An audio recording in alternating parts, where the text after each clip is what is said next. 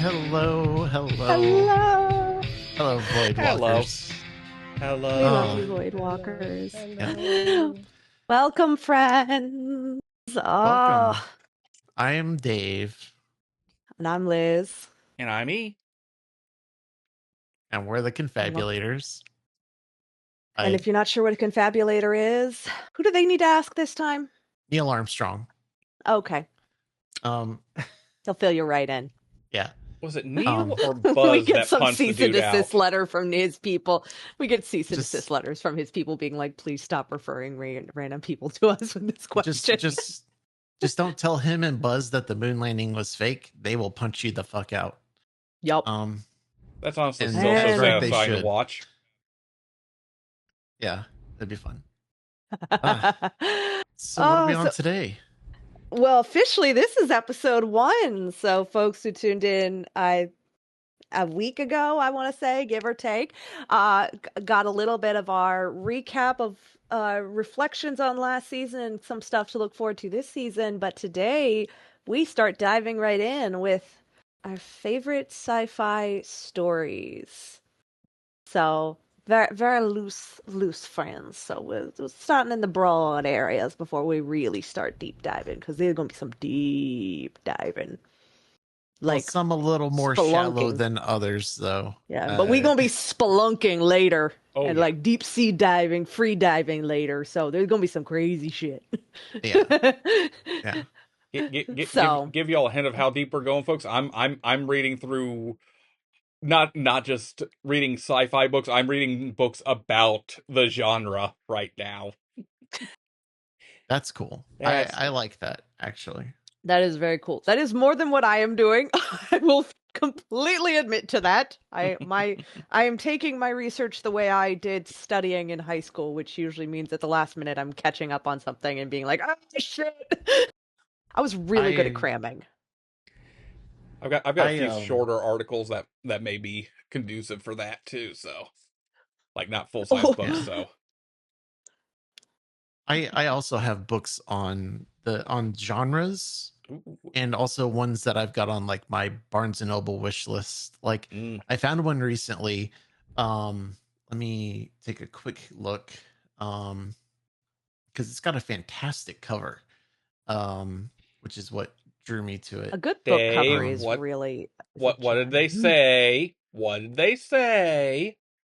they say Don't. don't judge a book by its cover, but There you you know what? They can But a suck it. good cover is a Um, good thing.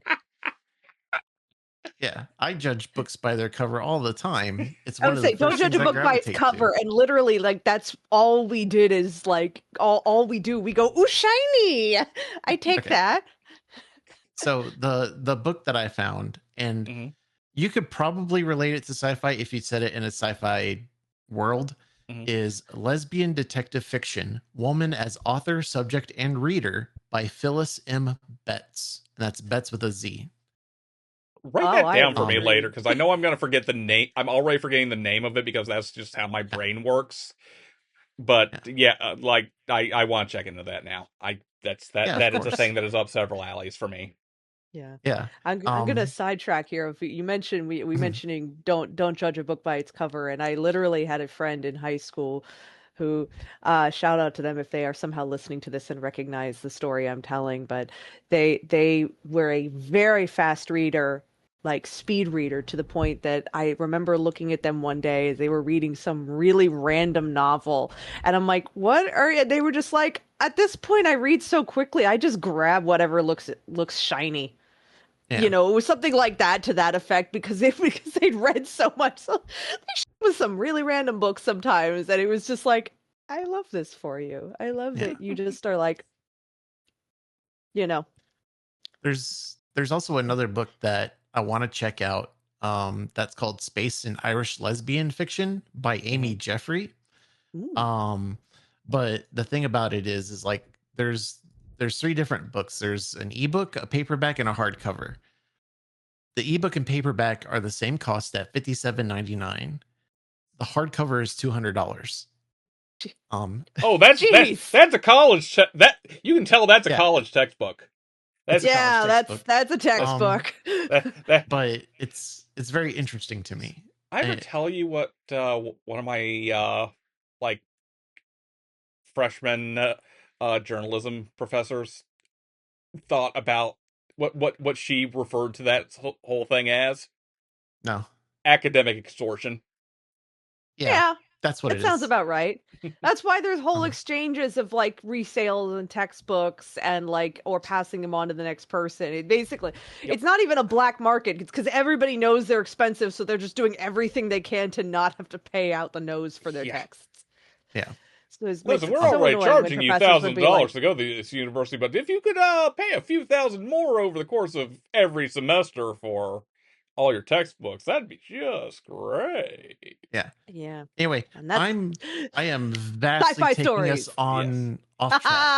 I Um, love it. I love the rabbit hole. yeah. Or maybe it's Um, more like a groundhog or like a mole hole. It's kind of like we're just trying to walk through a yard with a vision ahead of us, and we are just tripping in little ditches dug by creatures. yeah. I'm all right. So, Don't gotta worry about me. Science fiction stories and our favorites. uh, So I gotta like ask, kind of like off the top of your heads, like, is there like any in particular that come to mind? Too many. I didn't. not many. I didn't Um, Not mention. many. I didn't mention yeah. during the prep before the show, but I may have a list literally sitting in front of me here. Well, maybe we keep it to like what the first one to come to mind, maybe. You know what? Okay. So, Uh, yeah. Go ahead. Common Rider back in Okay. I'm not even 1970. surprised you mentioned that one a lot. Yeah. It's like created back in 1971 by Shotaro Ishinomori and Toei Production, both as comic and live action show, kind of conceived together, which is a thing Toei actually did a lot back in the day with manga creators. Even Sailor Moon kind of worked out like that. But like the original is the story of a man who is kidnapped by a evil terrorist organization that's made up of like leftover Nazis and is turned into a combat cyborg by them. They had kidnapped a professor of his, and his professor is the one who basically picked him out. But the reason being because he could trust him. And so, before the final step, which was the brainwashing step, was to be complete, his professor frees him and they escape together. But in the ensuing chase afterwards, his professor and mentor is killed. And he swears to use like quote unquote they've taken his humanity away from him by turning him into this living weapon, so he swears to use what they've done to him against them. And it's like it's very kind of light sci-fi, like very much in that kind of like 70s action all ages vein. The original is a little bit also like first 12 episodes or so is a little more horror tinged as well before it becomes a bit lighter in tone due to various production sides of things. But I love the way it's always, even past that, throughout the entire franchise, even to today, series is still running today. Had a bit of a hiatus in the late 80s and 90s, but the core conceit is really the nature of humanity as being like, no matter what humans always have both good and evil inside of them, and it's like what you do with that inside of you. And the core conceit about Kamen Rider is it is a hero who is in some way intimately connected to the very forces they fight, and fighting on behalf of other people's lives. Interesting. Okay. Interesting. Yeah, yeah. Hmm. There's a one little bit there. There's a quote from an episode near the end of the original series that I really love, where Hongo Takeshi Hongo is the original Kamen Rider number one, and like this one woman is they're working with her to find the hideout of the organization, Shocker, and she ends up luring him into a trap, which he survives, and she begs his forgiveness because the reason she did it, she reveals, is they've kidnapped her brother. They're forcing her to lure Hongo into a trap to kill him, otherwise they're going to kill her little brother. And she asks him, like, why can you forgive me so easily for this? And what he tells her is that human life is more important than even peace and justice. And like that Hmm. one's always resonated with me ever since I saw it. So Mm, I very dig nice, that. very nice. Yeah. Yeah. Dave, what about you? Did you say on the So opposite end of having a short list? yeah, and I want to be clear to everybody. The reason is that I'm finding myself struggling with sci-fi. Mhm, I'm having a tough time finding what I like in sci-fi. And so in a Mhm. sense, this season is also kind of me exploring sci-fi to find what works for me and what doesn't work for me. mhm, And right now, just based off of the bits that I have gone through, stuff that I'm like, this is tough to get through, stuff that's like, okay, I'm just plowing through this, is I think I find I gravitate a little to more action kind of sci-fi. Um Things like Dungeon Crawler Carl, Star Wars, let's see here, Fifth Element. Um mm, so I'm a little more action based when it comes to sci-fi, which is also kind of I guess kind of disappointing for me in the sense of I like exploring things like philosophy and theme and thinking about what stuff means, you know. yeah. Um but to kind of get around to the stories that stick with me, I'll name one just right off the top, just because it's so common and it's easy and it has stuck with me throughout my life, and that is Star Wars, like the original trilogy.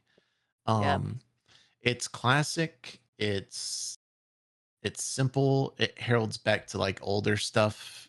Still, um, it it's very simple. Yeah. That doesn't mean bad. That doesn't mean dumb or anything like that. Simple can be challenging in a lot of ways. Um, a lot of the setup is really nice. The writing is relatively decent. The acting is very well done. We get a lot of our culture uh in like the pop culture zeitgeist kind of thing from Mhm. Star Wars. For good and Um ill, for good and ill. for good and ill, yes. Um and like for me, it's also gonna make me sound kind of like a grognard, for those who are familiar with that term. But I only like the original trilogy. I don't like the prequels, though I appreciate the fact that Lucas was trying something a little different. I don't Hmm. like the sequels. I just don't think that they work for me. Oh. I don't like I tried to watch season 1 of Mandalorian, and that was with UE and another Mhm. friend, and I was not feeling it. I was bored. Mm. Um I don't feel myself gravitating towards any of the other stuff. Even like the off branches like Rogue One and stuff was a real struggle for me. Hmm. Um I remember when we all went to see Rogue One years ago. yeah. Yeah, the discussion afterwards. Yeah. Yeah, it just none of it really connects for me. None of it really works. But I still haven't abandoned wanting to explore some Star Wars, like some of the books. For example, Red Harvest is one that I'm really interested in, which I is was gonna funny say I because it's finally also listened to that horror. one. When What do I you think? listened to that one, and because you were the one who clued me into Red Harvest existing, and then I listened to it, and so I definitely want to hear your take on Red Harvest. I mean, it's part of the Legends Yeah. thing now of like, but it's definitely the most out there of any. novelization that I've read or listened to. Hmm. You know, because it is horror Yeah. too, and it has elements of horror in it. Yeah. So I'm kind of sitting kind of stuck with sci-fi in the sense of like I'm having a trouble connecting with stuff because I've already tried reading like Dune, which is funny enough my suggestion for the group and part of the thing. But the movies, like the newer movies with Timothy Chalamet, work fine for me. Mhm. But I'm having a real struggle with the book. Book Um, is a slog. I never finished it because I just got tired of it, and I kind of yeah, every time I'd come back to it, I would kind of not know what was going on, even though I was coming back to the same spot. It was just like, oh look, I'm coming back to more introspection. I am just, it's yeah, a slog. yeah. There's another book that I was reading called Titan by Mado. Um, I forget her name. She's a Japanese author. Um, I had to set that one aside because the beginning starts with like a speech, and it feels like it's a um a tech bro giving a speech, even though she's just like a psychologist hobbyist. Um, and it was just like too much of like a tech bro speech leading into selling a product kind of vibe. And I'm like, Mm. this is not the time in our lives for something like that. No, I'm I can't do it. no. So, and it's a shame because the cover is really cool. The cover is actually what drew me to it. Um, but Do you remember what I year that set it came out? aside and I'm like, um, what year did that come out? Give me one second. Her name is Mado Nozaki. Ah, okay. It came out in 22, October 22. Okay.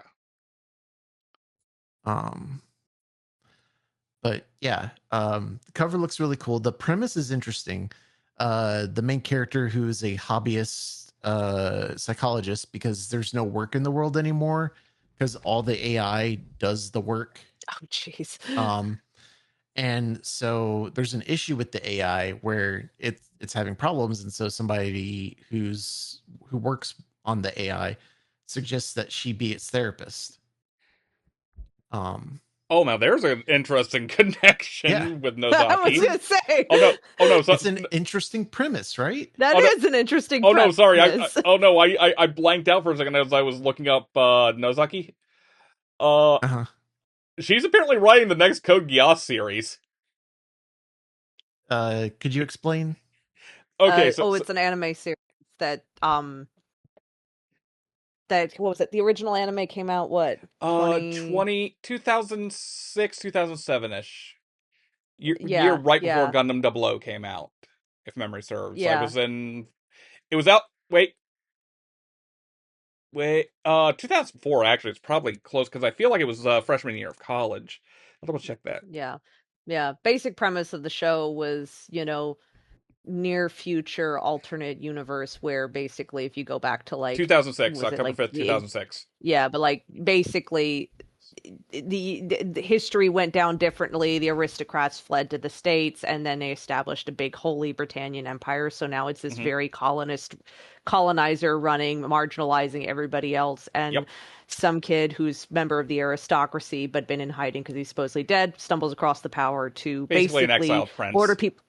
Yeah, exiled prince basically comes across the power to order people to do anything that he wants, and so starts helping the Japanese Revolution Hmm. against the aristocracy. So that's the really brief version Hmm. of it because it gets into a whole complexity of political Oh yeah. and social and economic because he's secretly not telling the Japanese that he's actually a prince of the aristocracy because they don't actually know his identity, that he's on their Yep. side, and so it's a whole without going too far into it Oh yeah. because otherwise Gotcha. there's a rabbit hole there.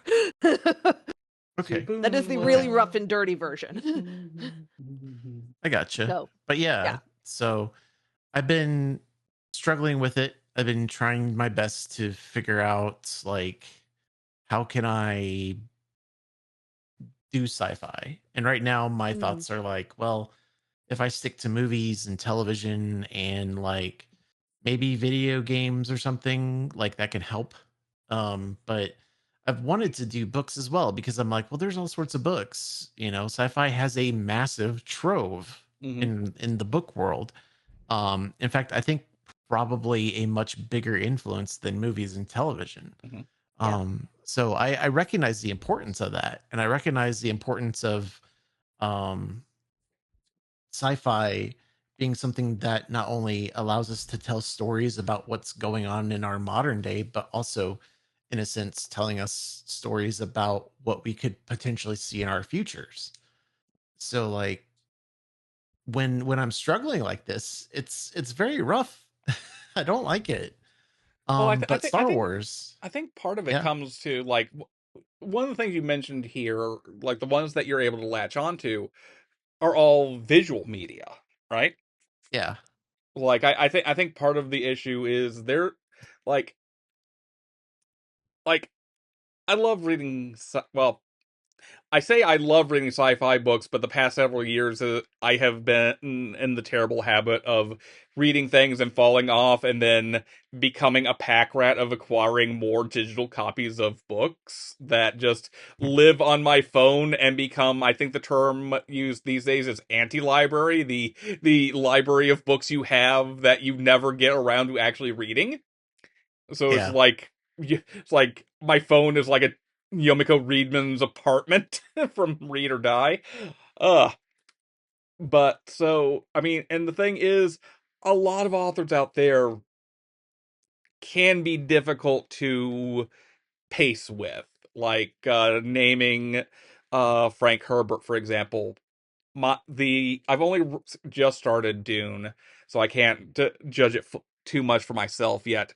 But the thing I'd always heard is like Herbert's writing is kind of dry, is about as dry as Dune itself is. The planet Arrakis, which yeah, is not a Yep. problem you have with either Lynch's film or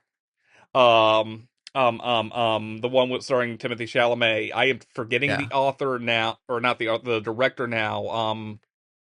It's the newer Did one, but yeah, Arrival. yeah. yeah, Denis Villeneuve. It's yeah. like I know you and a friend of ours, Dave. I forget Liz if you've seen it, but I know you both kind of were not too impressed with Lynch's Dune. But like that is It definitely had not a some dry things, but it movie. was It's it it for felt a me. little It's dry to Mm, me, but it's because it also is just slow and slow pacing. I felt like it did get a bit dry. mm. I Um, had a hard struggle time with that movie. yeah. I remember pausing it at one point and then noticing on Netflix or whatever streaming service I was watching it on that the like because it'll always show up the progress bar when you pause it, and I realized the progress bar was at halfway, and I just kind of had a, you're kidding. Hmm. This is only halfway. Hmm. Like I basically forced myself to finish. Like there's moments when it's not dry, but then to me there were points in between where it kind of moved like the writing did, to be honest. Um, for me, Yeah, I'm also not particularly I feel like you either like David Lynch's style or you don't, and at least in this case, it's not as much of an appeal to me. I say it I know definitely I know feels a you lot love different David than. Lynch's stuff. Oh yeah, Yeah. yeah. like it I definitely feels different though than his other movies. I would say I don't think if you sat me down with it with Dune and say Mulholland Drive, like without knowing that they were both David Lynch films, I would not have realized it. yeah. But then again, I it's like, I just can't do it. mm, mm. Yeah. Yeah. I slogged through the movie and definitely went, well, I've seen it. Probably the only time. I mean, it did have Sir Patrick Stewart holding a pug, which I don't I know. love that fucking pug. That's cute. The pug, yeah, to me, there's just something that is I need to absurd and I love. I need to watch the second Villeneuve movie. I'm assuming they do not. I'm assuming they do not give uh Josh, what's his name, a pug as well. Probably I not. haven't seen it. Mm. Yeah. But I mean, like, but we can get all sorts of fun things with Sir Patrick Stewart, like the time Yeah. where uh I don't know what it's from, but like he runs around with a gun and starts shooting into like gopher holes, screaming about them being motherfuckers. What? Okay, Yeah. I'm not Well, familiar now with I that. need to look What that is up. that one? I don't know what it's from, but I remember seeing the clip of it. He's like, "You motherfuckers, bam, bam, bam." I mean, Um, it's Sir Patrick Stewart, so yeah. Or the and I hate he's a this because gift. I hate this because I hate Ricky Gervais, but that show Extras Yeah. where Oh, yeah. Sir Patrick Stewart's in his trailer and he's talking about this idea that he has for a show where he's psychic and he goes around, he sees a lady like biking and then all her clothes disappear. Yeah. Uh, and there's nothing more to it than that. It's just any scenario that he talks about. It's a he's near a lady and then suddenly her clothes disappear, and that's That's it. that's that's the show too that also had the Ian McKellen like actors interview where he's like, I just picture the audience with their clothes off. Like Yeah, basically both Stewart and McKellen just sort of play caricatured horny old men. yeah, yeah, and it's great Which makes because it all the they're better when great. they're I was gonna say they're total like, But Ricky Gervais is a piece of the shit. bromance of Stewart and McKellen too in real life is beautiful. Yeah, it really is. That reminds me, Oh just my God, brief tangent. I found the answer to what that Patrick Stewart thing is. Uh, Up. just brief tangent. Mhm. Um, they did Waiting for Godot, right? They did, Mhm. yeah. And there's a DVD of it out there. Recently, Ooh. Keanu Reeves and Alex Winter did Waiting for Godot on Ooh. stage. Mm. I'm very curious to see it, and I would love to see them do a run of Waiting for Godot together, all four of them. But then, like, there'll be like shows where Stewart and McKellen are Vlad and Didi and Gogo, and then Reeves and Winter are Didi and Gogo. Because there's like 5 roles in it. There's like a little boy that comes up like a couple times, but then there's another 2 characters who come up and have a pretty big important part in there, and I feel like they could really play with that. That would be Um, great. okay, Oh my gosh. tangent over on my end. I'm good. For now.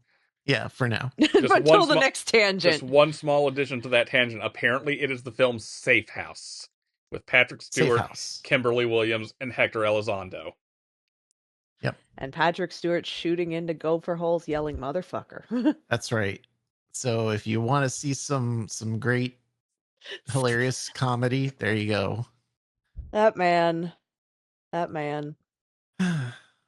Okay, so yeah, getting back to sci-fi again. So yeah, I'm stuck. I'm trying to Mhm. figure things out, and so far that's kind of where I'm at.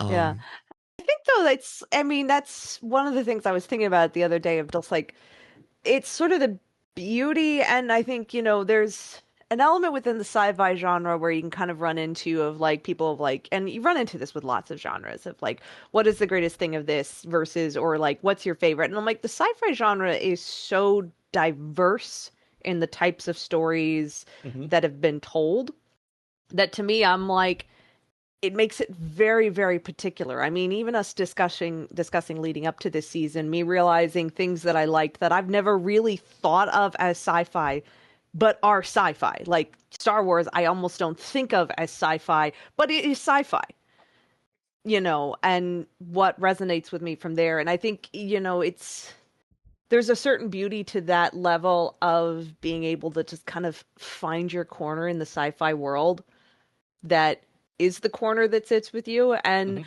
I don't think there's anything wrong with liking the more being more gravitating more towards the action driven science fiction. I think Dave you and I probably have more similar tastes in that regard because I've realized that I tend to like in literature I gravitate towards more action oriented science fiction But to me, because there's also an element of there still is character introspection and character development, but it is a more of show versus tell, whereas there's some sci-fi literature out there that I've tried to read and it just sort of turns into too much spiraling. And I'm just like, I want to see the characters in real time developing, which is also where the visual medium comes in because you can see the characters in real time going through the development. And to me, that is very, very fascinating. So, Yeah. so I've got some book recommendations, don't worry, for you. I appreciate that. So, don't know. And this isn't to say anything like I think it comes back to it's the beauty of science fiction is there's so much to digest within it that it's possible for almost anyone to kind of find their corner in it. It just may not, it could look very different from other corners of science fiction. Mhm. So that is my take on that. So yeah. Well, I guess I haven't said when we first started this, the first thought that came to mind for me, I will go ahead with my one of my favorite stories, but it is one that's stuck with me over the years, is again, I come back to it. I love Michael Crichton. Um, I am not going to say I'm as well read of Michael Crichton as maybe other people are, but Jurassic Park was a always a special place because when I was a very small child, I wanted to be a paleontologist. I wanted to study the dinosaurs. I would always check out the dinosaur books at the kids' library at school. So of course, Jurassic Park was a given for me. I mean, I've got my lovely, pretty copy that is both Jurassic Park and The Lost World, and this one has a signature in it from from Crichton himself right here. He signed it. That's amazing. Yeah, he was keynote speaker at the AAAS meeting many years ago when my dad still worked for them, and since my dad was kind of one of the big people in organizing for these meetings, he sent him a copy and had him sign it. Our little fun thing is that Crichton didn't know it, but he dated what day he signed it, and he actually dated it on my birthday. So I'm Nice. like, That's he so didn't know it was my birthday, but he Nice. signed it on my birthday. So, that is so so cool. I Ah, love it. I love it. serendipity. Yes, yes. But yeah, I mean, that's always yeah. And I was even as a kid, I was reading Crichton, um, which is funny in hindsight because there's elements of Crichton that I probably should not have been reading as a kid. I'm going to give you all an aside that to me is absolutely hilarious. So for first grade through eighth grade, was at a tiny private Christian school. Mhm. And specifically sixth grade was in a class of, I want to say, like 15 students, and we were tucked away in one of the offshoot because our school had bought property but had not started building yet, or had not done was going through all this red tape, so they hadn't built it or funded it yet. So we were all like the entire school was spread off across different campuses that were mostly churches we were renting space in, classroom space in, and then the shopping center. Um, this one shopping center like strip mall where it literally was like, we're gonna trade classes. It was the middle school. It's like we're gonna trade classes, so you'd walk past all the women in the nail salon on their smoke breaks. It was a ridiculous thing. But that aside, sixth grade, we was one year I was at this one campus that was tucked away in this little let's say like Lutheran church in one area of town where there were just a few classrooms, and there were literally only three classes in that entire, like literally three teachers with classes of students in that campus, a fourth grade, a fifth grade, and a sixth grade class. And I was in the sixth grade at the time. For I think because since we weren't at the middle school where we were ideally would have been, so we weren't trading classes the way the rest of the sixth grade, the rest of the sixth grade population was over at the campus in the strip mall where they actually had more like an actual middle school experience. So for us, they gave it to us I just by having us trade classes with the fifth grade class periodically, and the fifth grade teacher taught us like English and writing or something, and I think history. And so we would trade teachers, but that teacher had us doing a book report. He didn't specify what, so I read The Lost World. And at one point, I was back in my regular sixth grade class with our homeroom teacher, and she had just had like everyone just read quietly at your desk. Like that was, I forget what the thing was. It was just everyone was reading quietly at their desk, you know. And I come across, and I can even vaguely remember which scene it is in the Lost World where a raptor runs, like the raptors are attacking the RVs, which by the way, the book and the movie are nothing alike. Almost nothing alike. The movie is trash. The Lost World is a trash movie. The Oh, book is wow. amazing. The movie literally changes so much from the book in like bad tones. The only good thing in that movie is Jeff Goldblum, basically. The book there's a raptor attack at the RVs, and in the book Crichton swears like he's not writing for middle schoolers, much less Right. middle schoolers in a tiny private Christian school. So he has language and gore and all these other stuff. And I read in the book, and I suddenly, the first time in my life, because somehow I never noticed it in Jurassic Park, even though it is there plenty, but somehow it never stood out in my brain until this moment when when literally one character goes, "Oh fuck." And we're sitting there, everyone's quiet in the classroom, all reading at their desk. And, occasionally someone would pipe up, make a comment or ask a question of like our teacher or whatever. And next thing I know, I see that and I go out loud, I go, "Oh, it's the F word." Even kidding.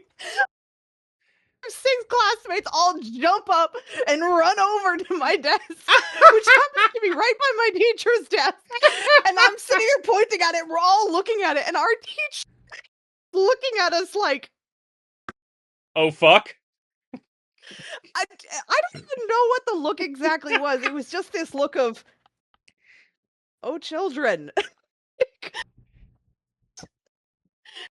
That's amazing. Hardcore, and I'm just sitting there in hindsight. I'm like, that was just such a fucking like small sheltered child moment of me being like, "It's the F word." And I remember like other students jumping up. She didn't even criticize us. Our teacher literally like did not say anything, and she was tiny quiet classroom, so it was not like nobody else noticed it. It was like this disrupted the quiet.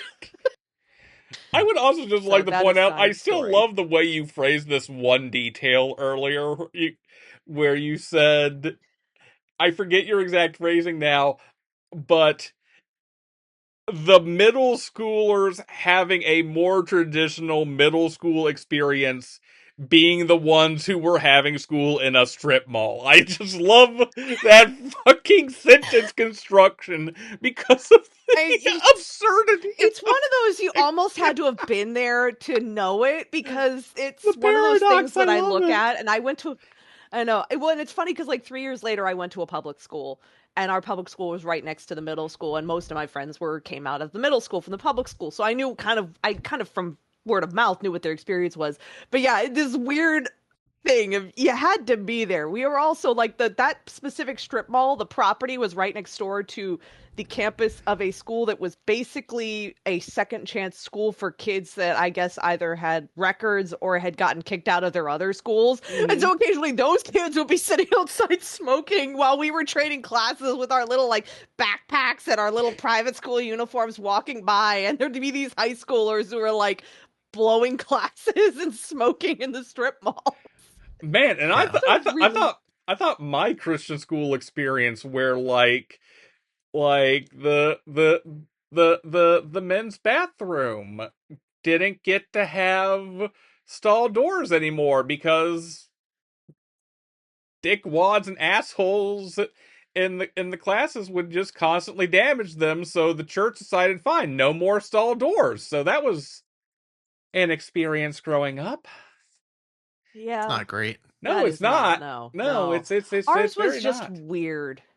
Ours was just a weird, like in hindsight, I'm like, there's so much that was so uniquely like I would not have experienced this otherwise. But that particular moment, of all the moments that stand out to me from 8 years at that school, that one like I love is a that. core memory, honestly.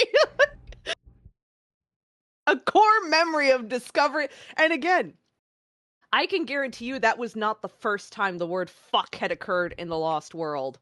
That was not the first time I had read the word fuck. I had read Jurassic Park a year before as a fifth grader. Trust me, it is all throughout that text. But for some reason, that moment was when my brain connected that the word fuck was the F word. It wasn't even like I saw the word and didn't think it was a bad word. It was literally not until that moment that somehow my brain, like the wire, finally connected of that's the F word. That's funny. In core memory at this point, I literally can like almost I can visualize it so clearly. That's how strongly this memory stayed with me. So thank you, Michael Crichton, for giving me a core memory from 6th grade that I can't even. I feel like in hindsight now is like, oh, and in that moment, so many avenues began to form. They would not be fully formed until I graduated from college. But that is the moment when many of them started to form. Well, fuck. What was your comment one time during a stream, E, of the way you pepper like bitch into sentences Yes. so casually? Those pathways first began forming right in that moment. So Crichton might be slightly to blame for the fact that I curse like a sailor sometimes. Well, you know. It's at least the fun when we tell you you can't swear for 10 minutes on stream. Considering my usual first reaction is, oh shit, oh fuck, oh wait, I'm not Yeah. supposed to. Yeah. Mm-hmm. Mm-hmm. So now that I've led us down a rabbit hole, all right. So, I mean, we mentioned like kind of some of the, like the first stories that stick out to us, which I do find it really interesting what sticks out to us because this is very different. I mean, Jurassic Park for me, Star Wars for you, Dave, and Kamen Rider for you, E. I just find that very, very interesting. I'm kind of curious. I think you touched on it a little bit. Um, was there anything particular about these or other favorite stories that you've seen, like what sticks with you? Like why they stick with you? Like I guess what resonates from them? So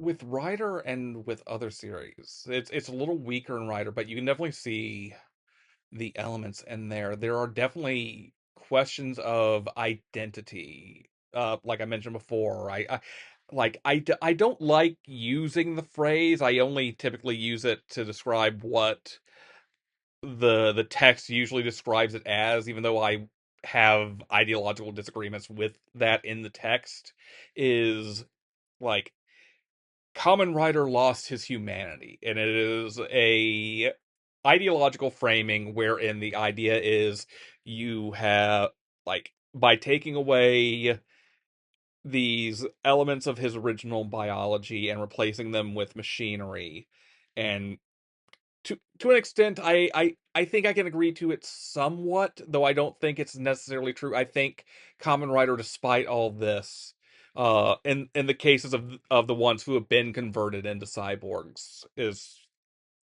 the one I want to specifically focus on here because eventually it becomes a lot broader in how they get their powers and how they're connected to their powers. But so there is that question of identity there. It's like, are you still human? Who are you? What do you do with this? And like I said, I do find Kamen Rider to still be very human in spite of this. Where I would Mhm. say that I get where they're going for, because like I don't want to like lean into like something you see in cyberpunk sometimes, which is this very biological essentialist thing, like to be human is to be this pure biological thing that is untouched, and it's a very ableist kind of framing if you're Mhm. in the way it's deployed a lot of times. But I think what Kamen Rider gets at, and you see this in some of Ishinomori's other works as well, is it's not specifically an ableist framing because because technically like what happens with the writers and other characters like this is they gain ability is not taken from them, but the way it's framed I think is that it's not something they asked for. It's a violation done to them, and what is being and it is an attempt to take away their humanity, because what the purpose for what is being done in those stories is to take them and turn them into weapons. You see this in um uh Ishinomori's 60s manga that has gone on, even it's even getting a new movie this year. I forget the subtitle for it, but the Cyborg 009 manga and subsequent series is all about nine people who are kidnapped by a a weapons manufacturer, arms dealer organization called the Black Ghost, and they are all forcibly converted into living cyborg weapons. So in that case, I do understand and can see the usage of like their humanity being stripped away from them, because it's something they're having to fight to regain through their actions, while trying to make peace with the fact that like their bodies have been in some cases irrevocably altered into being weaponized against their will. And at that point, like that's one of the only original things they have left is their will. So I think that's what draws me to a lot of sci-fi, especially, is these questions of identity. One that comes to mind as well, I'm not as much of a fan on it anymore, because it turns out the writer is a TERF. He's also an Islamophobe. Mm. It is the Altered Carbon books by Richard K. Morgan. And Yeah. that is heavily, heavily involved, which makes it ironic that he's a fucking TERF when you think about it. Because, It's like, very strange when you consider what the plot line, and I've only read the first Altered Carbon book and mhm, watched the Netflix series, but of the again, only the first season, but that covers the first book. It's mhm. interesting. It's sort of there's a very weird like really when you consider that like literally you have this guy who's in a body that's different, like this whole Mhm. idea of being able to transplant identities into It's, bodies. it's like, yeah, it's Yeah, like that's very strange. Yeah, the that he would end body up being is just a Islamophobe sleeve and you a can, turf. yeah. It's like I mean, the Islamophobia, at least in the books, is a lot more prevalent when you stop when you stop and think about it. Like, there's literally a planet called Sharia. It's not spelled like Sharia Oh, is, but you can see But it's you can see the yeah, path. yeah. yeah. It's sort of a this. I don't remember. Was that in the first book? Because I don't even Yes, remember yes. picking up Okay, on any. there's allusions and flashbacks that Kovac has to his deployment on Sharia during Okay, that. I don't even remember those. They did not stick Yeah, with it's me the at one all. with the very misogynist torture sequence as well. I again, I can't. I do not remember that they did. Were clearly Mhm, not moments in the book that stood out to me heavily, and also whoever the audiobook reader may have even mhm. pronounced that Yeah, differently, yeah. which may have been They why it pronounce slipped it as by because Sharia instead of Sharia. So yeah, and but like he I may have said, pronounced it's it in a way that it didn't automatically get my yeah, attention. because like I went through the trilogy via audiobook as well, which is one of the reasons why I actually know how to say Kovac properly, which is hilarious, because Yes, the third book, no one actually, first two books, when Takeshi Kovac introduces himself in the narration, he points that out. Third book, yeah. he does not do that, because I guess Morgan figures anyone reading the third book has probably heard this spiel twice by now. Hilariously, that's where like they've got a new audiobook narrator, and he says it Kovacs every single time, which is Ooh. it's Okay, I'm gonna add a slight slight rabbit hole pet peeve. I hate it when hmm when you get an audiobook where the reader has not been coached into proper pronunciation, hmm or whether or not you know the right pronunciation, like if it's a fantasy book hmm where okay, yeah, the author decided, where the reader changes the pronunciation like hmm partway through. That happened with Game of Thrones. I really had just listened to the Game of Thrones books, and like the one book in the middle, it was the same guy who'd been reading them all, but he completely changed how he pronounced half the names. And I'm Oh like, my god. maybe you switched to the correct pronunciation, but this is really fucking with my brain because I've gotten so used to listening to these now. And I mean, with the show, it was suddenly like, well, but it was still like, oh, this is fucking with my brain. Yeah, that is I hate it. I hate definitely it. the director dropping the ball on that one. That's one of those things where one, you Dropping the should. ball or the author not being clued in to, Mhm. hey, they've been mispronouncing it up until now, and now you come in and say it, and it's like, well, the damage is already done for those of us who've Yeah, listened to this in the one way. yeah. 'Cause, I mean, Like like, my feeling is if you've made Peter it. Baelish Mhm. and I was hearing Patar for like 3 books. Oh my god, it's Because like, the way he mhm. spells it too is weird. It's like And that's the thing. I feel like the reader Mhm. was reading it. It was the reader happened to be some, I can't remember his name, but he actually is an actor, like a traditionally, you Mhm. know, UK Shakespearean actor. He even had a tiny bit role in the Oh show. wow. Huh. Actually, like, this was the classic of one of my go-tos of a lot of times the best readers for audiobooks actually are Shakespearean trained, like, stage Mhm. actors. Oh yeah. Mhm. Stage and film actors, because they have so much training to be able to read literature or speak something that's not Mhm. like a typical conversational piece. But I'm like, his pronunciations made sense. I think it was Mhm. just doing the best without Mhm. a direction. And then suddenly they gave him direction, and I'm like, oh, this is making everything sound like shit now. It's like it's one of those things where it's like I feel like as a director, if you find out midway through the production that you've been mispronouncing it, you gotta stick with the mispronunciation until you do the next book, because switching it like Yeah. changing horses midstreams there is just not going to work for anyone listening.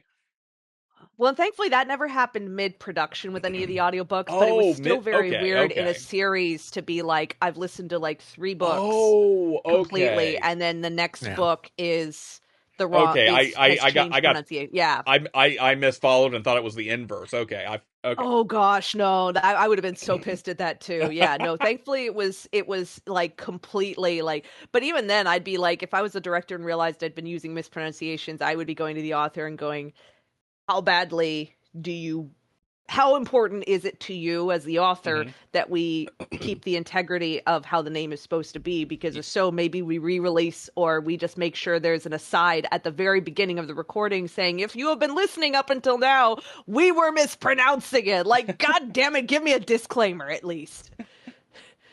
Give me a disclaimer that it acknowledges you fucked up beforehand, so that I know what was the correct pronunciation too. Like, Yeah. was before correct, is now correct, you know?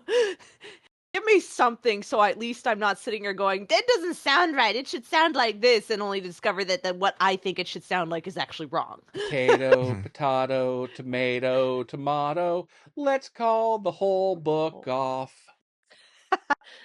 Yep. Mm, Ugh. yeah. I So say, what Dave, resonates is with there you, anything Dave? that you felt like has stuck with you from the sci-fi stories that you do enjoy?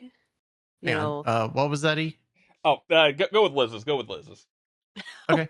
Um. Well, for me, because of like getting in with like Star Wars and stuff like that, I kind of view sci-fi with more of a heroism kind of deal. mhm, I guess a little more with like a slight fantasy bent, yeah. slight action bent. Well, Um, original you Star Wars, I know, mean, that is and hero's Mhm. journey right there. yeah. Yep. So usually when it comes to sci-fi, the things that have appealed to me has been like things where it's like heroic, generally fairly clear cut, um, and nothing where it's, I don't know, like too ambiguous or weird. Um, which is kind of funny again because there's a lot of good sci-fi that isn't that way, and I know that it's just not all of it works for me. But I think Mhm. it's because of where I got set up with stuff before. So I lean towards basic heroic kind of sci-fi. Um and that's just kind of what stuck with me Kind of that because hero's there's journey being resonant in those. Hey, I'm yeah. curious, because apart from Star Wars, another one that I hear cited a lot for hero's journey is The Matrix. mm, Mhm. What are your feelings on that? Because that is Oh, very, very sci-fi in a very different vein of sci-fi, but it's also one that, again, very hero's journey.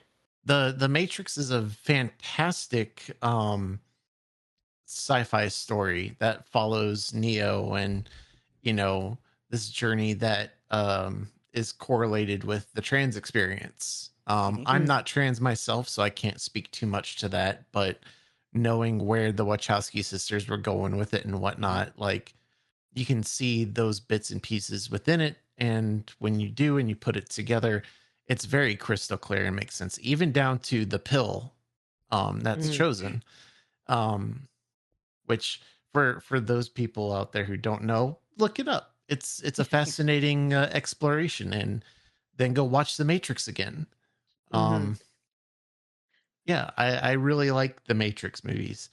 Yeah. Um, I think that it got a little weaker over time. The second and third one, like as you watch them, they get a little weaker. But I think it might be a case of like it feels like the first one was kind of a standalone in a lot of senses. Mhm. Yeah, they like I think they had a universe, but they hadn't really developed the story. Is that like they maybe had a lot of the universe, which I think is where like the Animatrix Mhm. anthology kind of Mhm. shows there was a world developed there, but they hadn't necessarily spent a lot of time developing an ongoing story for Neo, so they were struggling a bit with what were good narrative points, Mhm.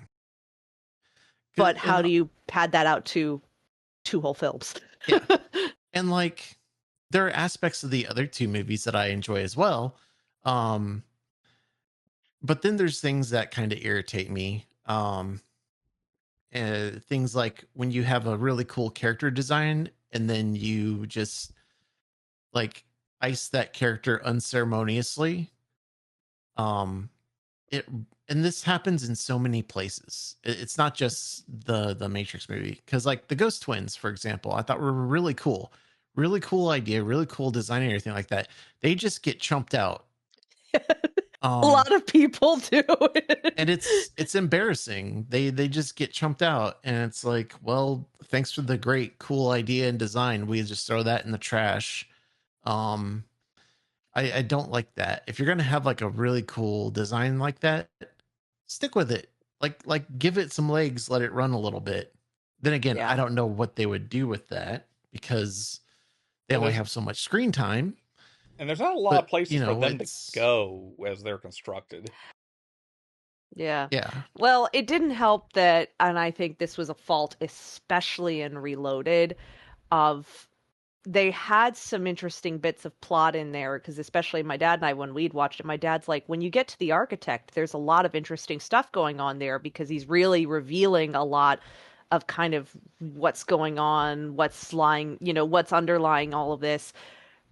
But you have to sit through multiple like 10-15 minute sequences that are just fighting or chasing or fighting that have very little narratively going on, but there are these long action sequences that after a while gets tiresome, and I think it sort of does a disservice to these unique character Mm. designs that these fights, these action moments went on too long. And I see it being an early symptom of what we see now in a lot of films that frankly are could stand, like so many movies nowadays I see, or like if I'm comparing notes with like my dad on it, and he'll be like, the movie was too long, you could have cut 40 minutes from that film. I mean, it's more typical now for a movie to have a runtime of 2.5 to almost 3 hours, but I'm like, to me personally, a lot of those films Marvel um could have mass amounts of unnecessary action cut, because it's really like, is this serving the narrative, or are you just having a hard on for action? Yeah. Mm. To Which put it very uh bluntly. which Yeah. I'll give an example in sci-fi. And I know I'm going back to the basic bitch well, but Do it, do it. Star Wars, A New Hope, Darth Vader versus Obi-Wan Kenobi. Hmm. It's not about the sword fighting, it's about the philosophies Hmm. between the two of them Yeah. and how their sword fighting kind of stands in as like a physical representation of that. Hmm. But the real back and forth is their It's the philosophy. conversation. Yeah, it's the Hmm. conversation. Yeah. And that's what Yeah, makes it's that fight interesting. Hmm. Um this is to say that for sci-fi, if you're gonna do action stuff, just do space dinner with Andre. Sci-fi dinner with Oh, Andre. Let's do it. I'm gonna fully admit that anytime Dinner with Andres come up, I will admit I've never actually seen it. All I think of is the Community episode, My Dinner with Abed. Yeah. see now, Dave, I'm gonna have to pull you into a lot of Gundam because Uh-huh. there's going if you want philosophizing and talking and conversations happening during your action sequence, where the action sequence is a physical incarnation of that ideological conflict between characters. Gundam's your feast. Yeah. There is Also, definitely a lot of that Dinner with in Gundam. Also, like I know this is digging into the rabbit hole a little bit, but Liz, from the thing you said about like the architect, one thing I love in that scene and in that conversation, especially, is where he mentions like, oh yeah, we made a version of the Matrix where like it was just like utopian pleasure paradise. Y'all rejected yeah. that. Y'all could not handle the idea of a world without conflict. So that's why we stuck y'all in an eternal 90s. Yeah. Well, that's why like the architect scene is very, very interesting narratively because it's really pulling the curtain back on a lot of this illusionary world for the main character. And it's a revelation scene for like, Neo's character of the world that, he came from and that they're fighting against. So it makes it a very Mhm. interesting narratively. I feel like the loss in that film was there wasn't a lot of narrative built up to get to that point. Mhm. So to me, there was an element of needing to pad things to Mhm. have a movie. And that's why it feels a certain way to me because it feels like, like I could start listing off sequences that all have got to be, I'm guessing, are probably like between like the 8 to 15 minutes long sequences. And there's multiple ones in the movie where really not much is happening. I mean, the weird orgy, whatever, rave underground, the fight with Smith, the highway chase scene, the chateau fight. I Mhm. mean, that represents like 40 minutes of film right there. Like if each of those is 10 minutes long at least, and I can definitely say a lot of them are close to that because if you go to the soundtrack, the music in those scenes, the pieces of music used are like almost 10 minutes long. Oh wow, I've never picked up on Yeah, that. like, they're between, I mean, maybe they're not that, like, maybe my false impression, your mind overblows things, but the music pieces are all very, very long. And when you look at that and realize this is like, if I'm listening to the song going, this is the entire scene. This is not like, oh, they cut this differently when they put it in the movie. No, I'm seeing the scene play out in my head. You realize this was a long ass fucking scene. Like you could have cut a lot of these things in half, had the same impact, and then saved yourself this much time in the movie. It's sort of the longer is not always better. It's a very like 2000s thing though. Yeah. Which is like, we loved our music. We loved to like put things to music, and that was kind of how we went. It's very Um, product of its era, and I see its yeah. influence down the road with these. I mean, with films nowadays where they are doing more of that. And it's where I want to sit there, I mean, I've seen influence with that with like the length of The Lord of the Rings, each of those films and the whole extended cuts things. And I want to look at people and be like, it worked in this case, but but that makes it an exception to the rule. It Like my boss would call it the exception that proves the rule because this is an unusual outlier on it. And also like in, it in the case of Lord of the Rings, those are big ass books. mhm. And yeah, and they're not, and I'm speaking specifically just of the Lord of the Rings, even of the extended cuts, there's so much happening in every moment, and there still is a clear narrative, and everything is advancing that. So, I have trouble watching the theatrical cuts now because my brain is like, there's information missing. Hmm. So everything is advancing it and serves a purpose. Mhm. But that does not mean every movie should be that long now. Like I hear about all these things, like what was Avatar's runtime? I'm like, really? just because the Lord of the Rings did it and did it well does not mean it should be an example we follow every time. Yeah. On the other hand, they should have put Tom Bombadil in that first movie. See, I Tom Bombadil is fun, but I will fully admit I understand why he was cut. Tom Bombadil, Tom Bombadillo. I don't In I mean, remember the space. rest of the lyrics. even if he is Middle Earth hippie. That aside. Don't worry, folks. Fantasy will come up later. Just we're not going to true. get too Stay far down the tuned till fantasy hole. next year. Yeah, next year when we talk about how Tom Bombadil should be played by Willem Dafoe. Oh. Oh. Yeah, that's intriguing, isn't it? Oh. I'm going to counter offer that of what if it was Keanu Reeves? Eh, He's got that. I think it- Dafoe would be it- more it w- interesting. It works, but It would be a very different Tom Bombadil, but It it would feels be very conventional. like there's a a little bit, but at the same time, like lean into like Bill and Ted, the kind of really. Oh no, that's So- that's what I mean. Like that's why I think I mean it's one of those things you don't necessarily think about, but when you say it out loud, you realize or like it's like oh I can see how that works, but also I can see how that's kind of like the unexpected yet still safe casting choice. Honestly, to me, it doesn't, but Mm. that's my take. So Seeing how Bombadil has been portrayed now. So yeah. Right. Asides. So you Liz, what resonated with you? What did you carry? I mean, looking back, Jurassic Park, dinosaurs, action dinosaurs. I will joke that yes, there is, people talk about the theme of Jurassic Park. The theme of Jurassic Park about of the many things of boiling it down to who has control and also don't trust the the for-profit people with the science because they will corrupt the science. That is actually a theme that is rife in a lot of Crichton's books. Like that is a theme. Westworld comes back to that theme. Crichton frequently has a lot of has written stories that revolve around the dangers of when people with corporate and consumerist interests control scientific advancement and specifically believe they can control and ego are common themes in it. Not to say that those were what really resonated with me, but it is something I've noticed resonates in a lot of Crichton's work that I've enjoyed.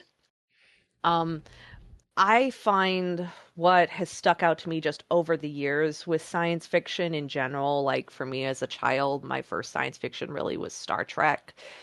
And and then like of course as a kid, I loved the Animorphs series, and then as an adult, like I really kind of started to jump back into science fiction with Doctor Who. I love the humanity of science fiction. I love science fiction that feels very human. And we all know about like there are so many quotable moments just in TNG, Star Trek, from Patrick Stewart, but even like the original series of just seeing the humanity of people explored in these lenses of of what makes you human. And I feel like the series that kind of for me really really exposes that is in Doctor Who, because you get the Doctor who often will comment on humanity because he's the outsider.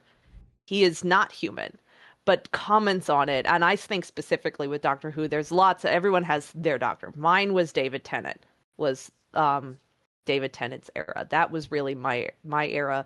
But I think, like there's a phrase he says, the indomitable human, of talking about how humanity's evolved, gone through multiple different forms over the millennia, but always comes back to the basic kind of he's speaking of kind of like the basic bipedal shape, and he's sort of talking about the biological shape of that return to that. But at its core, he's really always looking at the humanity of people. And even in those scenes when he's talking about how humanity always somehow comes back to this basic one shape, but what he really looks at is what is what makes these people people, which is why I love the way Tenet portrays it, because he really captures that nuance of it. Um, and the writing of those seasons to me just really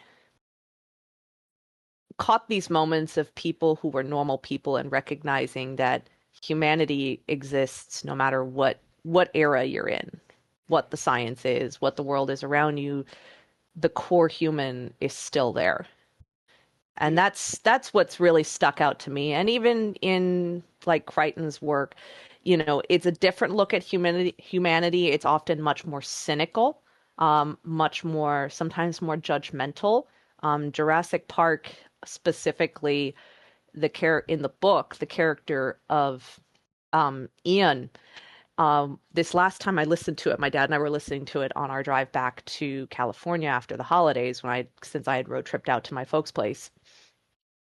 And we were listening, and we both found ourselves looking at each other, knowing what we know of Crichton, and realizing Ian is Crichton's voice.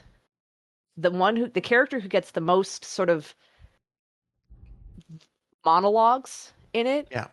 but he's angry this. And my dad and I both looked at each other and we were like, this is Crichton's voice. This character, he's using it a little bit intentionally or not. This character is very much channeling Crichton's frustrations with scientists, with the way society's working, with the egotism that exists among scientists and the criticism he has for scientists. Remember that Michael Crichton wasn't originally, while he's a novelist and he also is a filmmaker, the man went to med school and was in emergency medicine. He had a career there, actually, um, before he swung full time into writing and filmmaking. So, but he was writing to basically help fund his education in mm. his early days. So all the stuff he published is John Lang.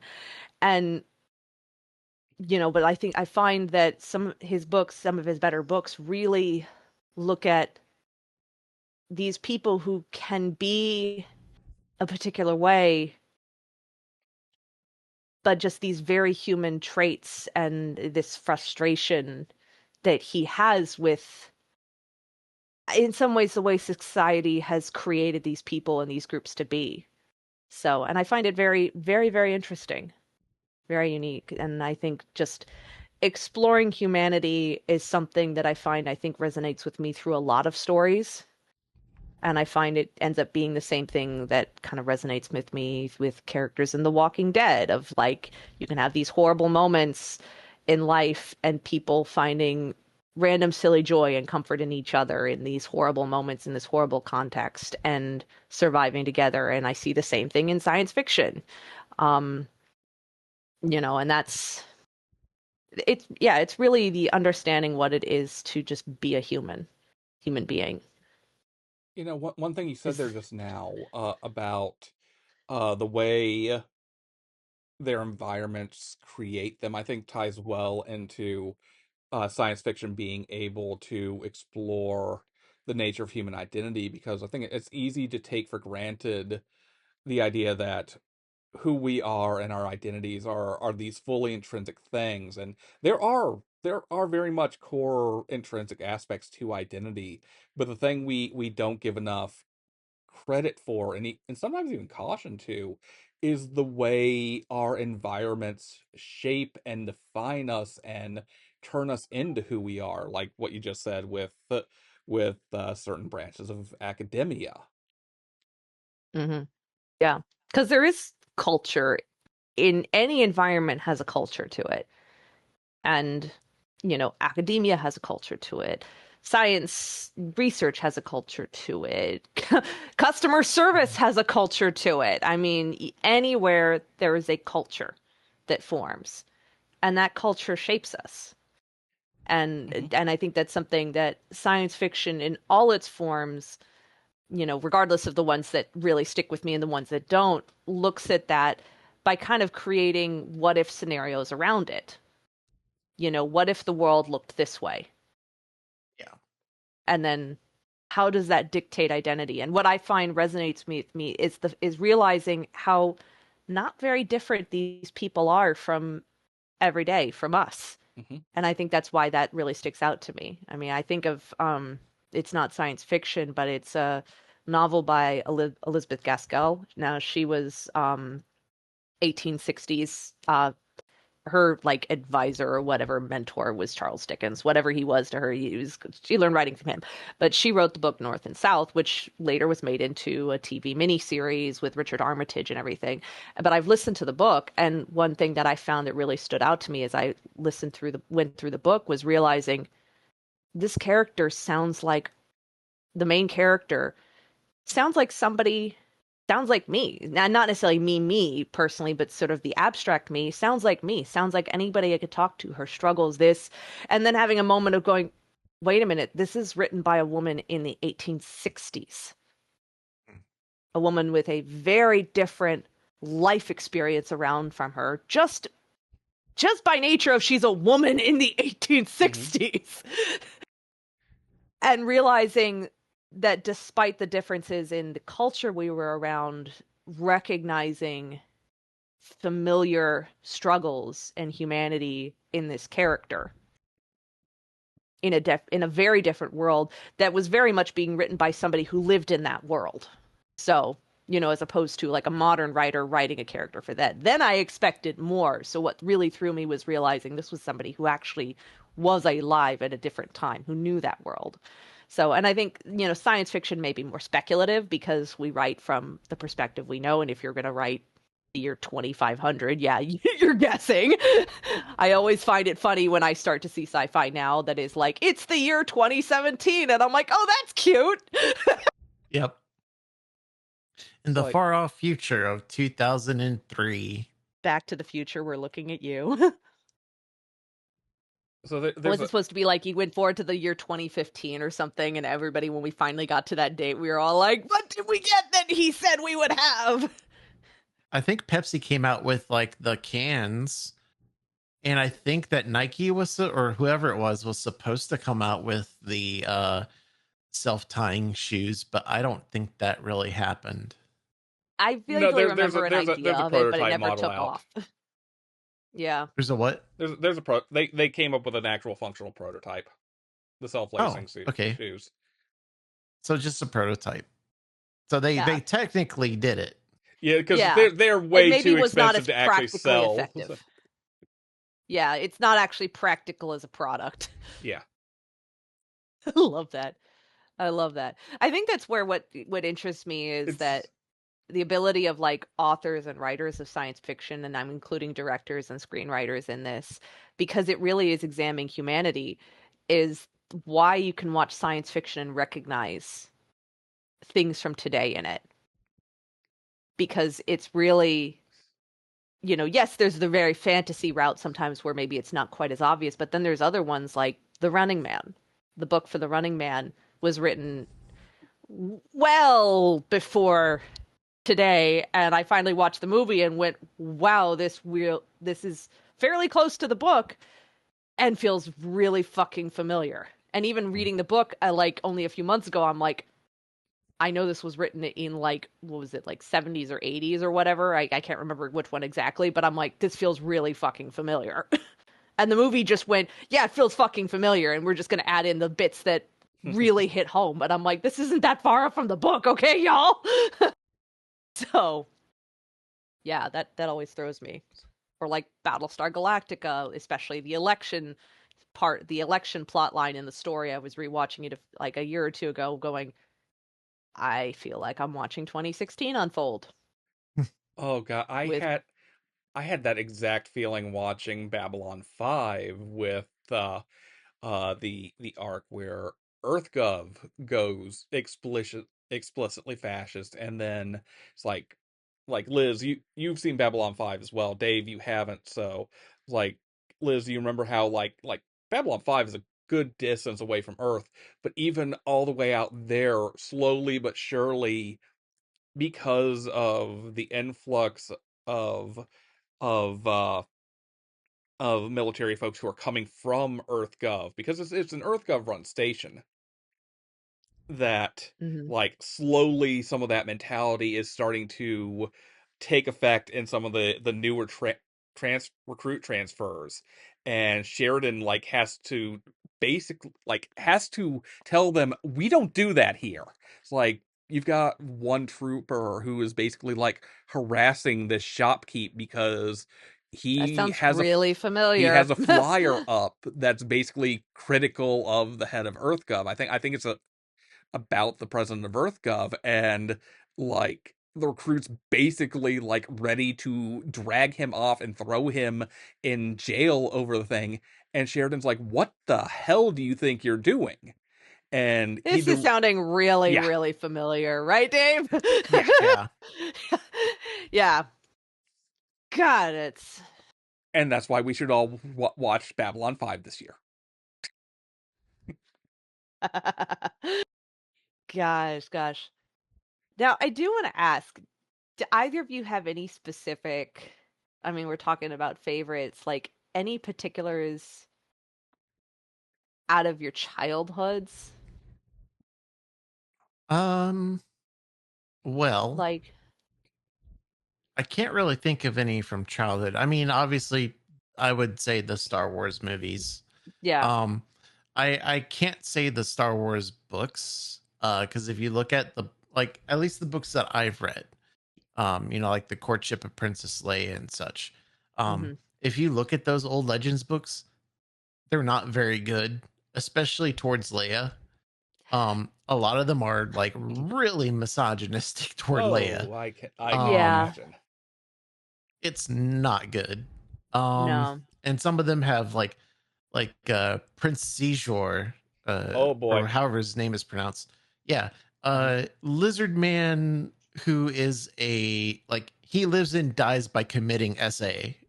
Yeah. Um That's kind of just, yeah. it's Did you it's no ever read good. the original Timothy Zahn trilogy though for Thrawn from the No, Legends series? I missed out I on think that. you I I would like to hear your take on that one. I've heard good things about that, but like Thrawn is supposed to be like the best villain straight up. This is, yeah, and his is an interesting take because Timothy Zahn wrote that trilogy, which Mhm. originally introduced Thrawn in what became Legends. And then they decided to, because when they declared all of that to be Legends, of course, it meant, okay, Thrawn's no longer canon. So when Rebels actually brought Thrawn in, that's kind of what got people's attention of, wait, we're bringing Thrawn back. And Zahn actually then went back and he wrote for the canon another trilogy, and he actually wrote two trilogies. One that was more of a one that is taking place, one that covers basically from when the Empire finds Thrawn and Thrawn joins the Empire and goes all the way through, almost all the way up to what is like um the last episode of Rebels, almost to that, but covers Thrawn in the Empire, how he went through the Empire. And then he wrote essentially a prequel trilogy to that, that is Thrawn while he's still back at the Chiss Ascendancy, and basically him going through the ranks from young man to where he is in the Chiss Ascendancy. But it Yeah. is interesting because in all cases, Zahn is the one who has authored it. So he authored the original Thrawn, and then there's the Thrawn. And the Thrawn in the Empire is a different kind of ruthless. The Thrawn in Legacy is a much more cruel, openly evil character. Mhm. Um, the Thrawn, when he was brought back in Rebels, I'd say is given a little bit more nuance, and then through the Chiss Ascendancy, like that one given a lot more of like a dimension of, you find yourself going,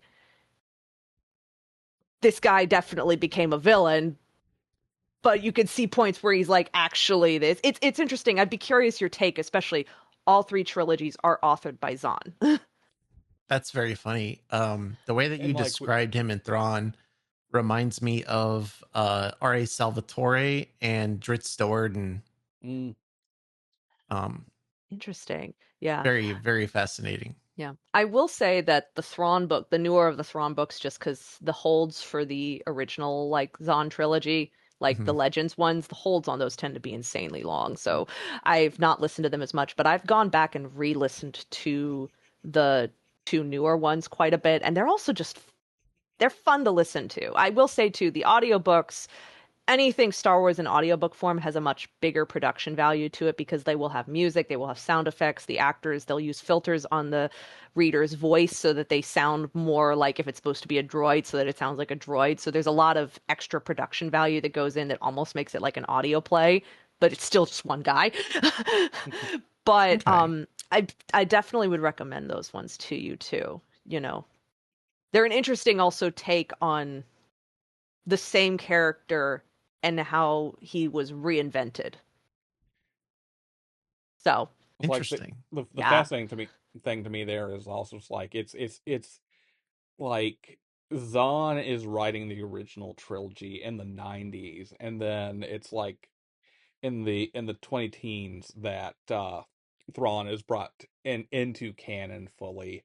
So you're talking like a 20-year gap yeah, between versions of Timothy Zahn here. Like yeah. that's got to be That's really interesting to see how his writing evolves and the way he like obviously there's the question of like have we shifted this character a little bit for introduction into the mainstream canon versus like how much of it is like 20 years of growth and change in the original author's part. yeah. No, and that's to me that's I find that interesting. The original trilogy too is Thrawn is still not the main character. Yeah. The story is about Han, Luke, and Leia, and so you get scenes with Thrawn, but he is not the pivotal. The story is not Mhm. about him. Um, and whereas when you get to the two newer trilogies, Thrawn is the main character.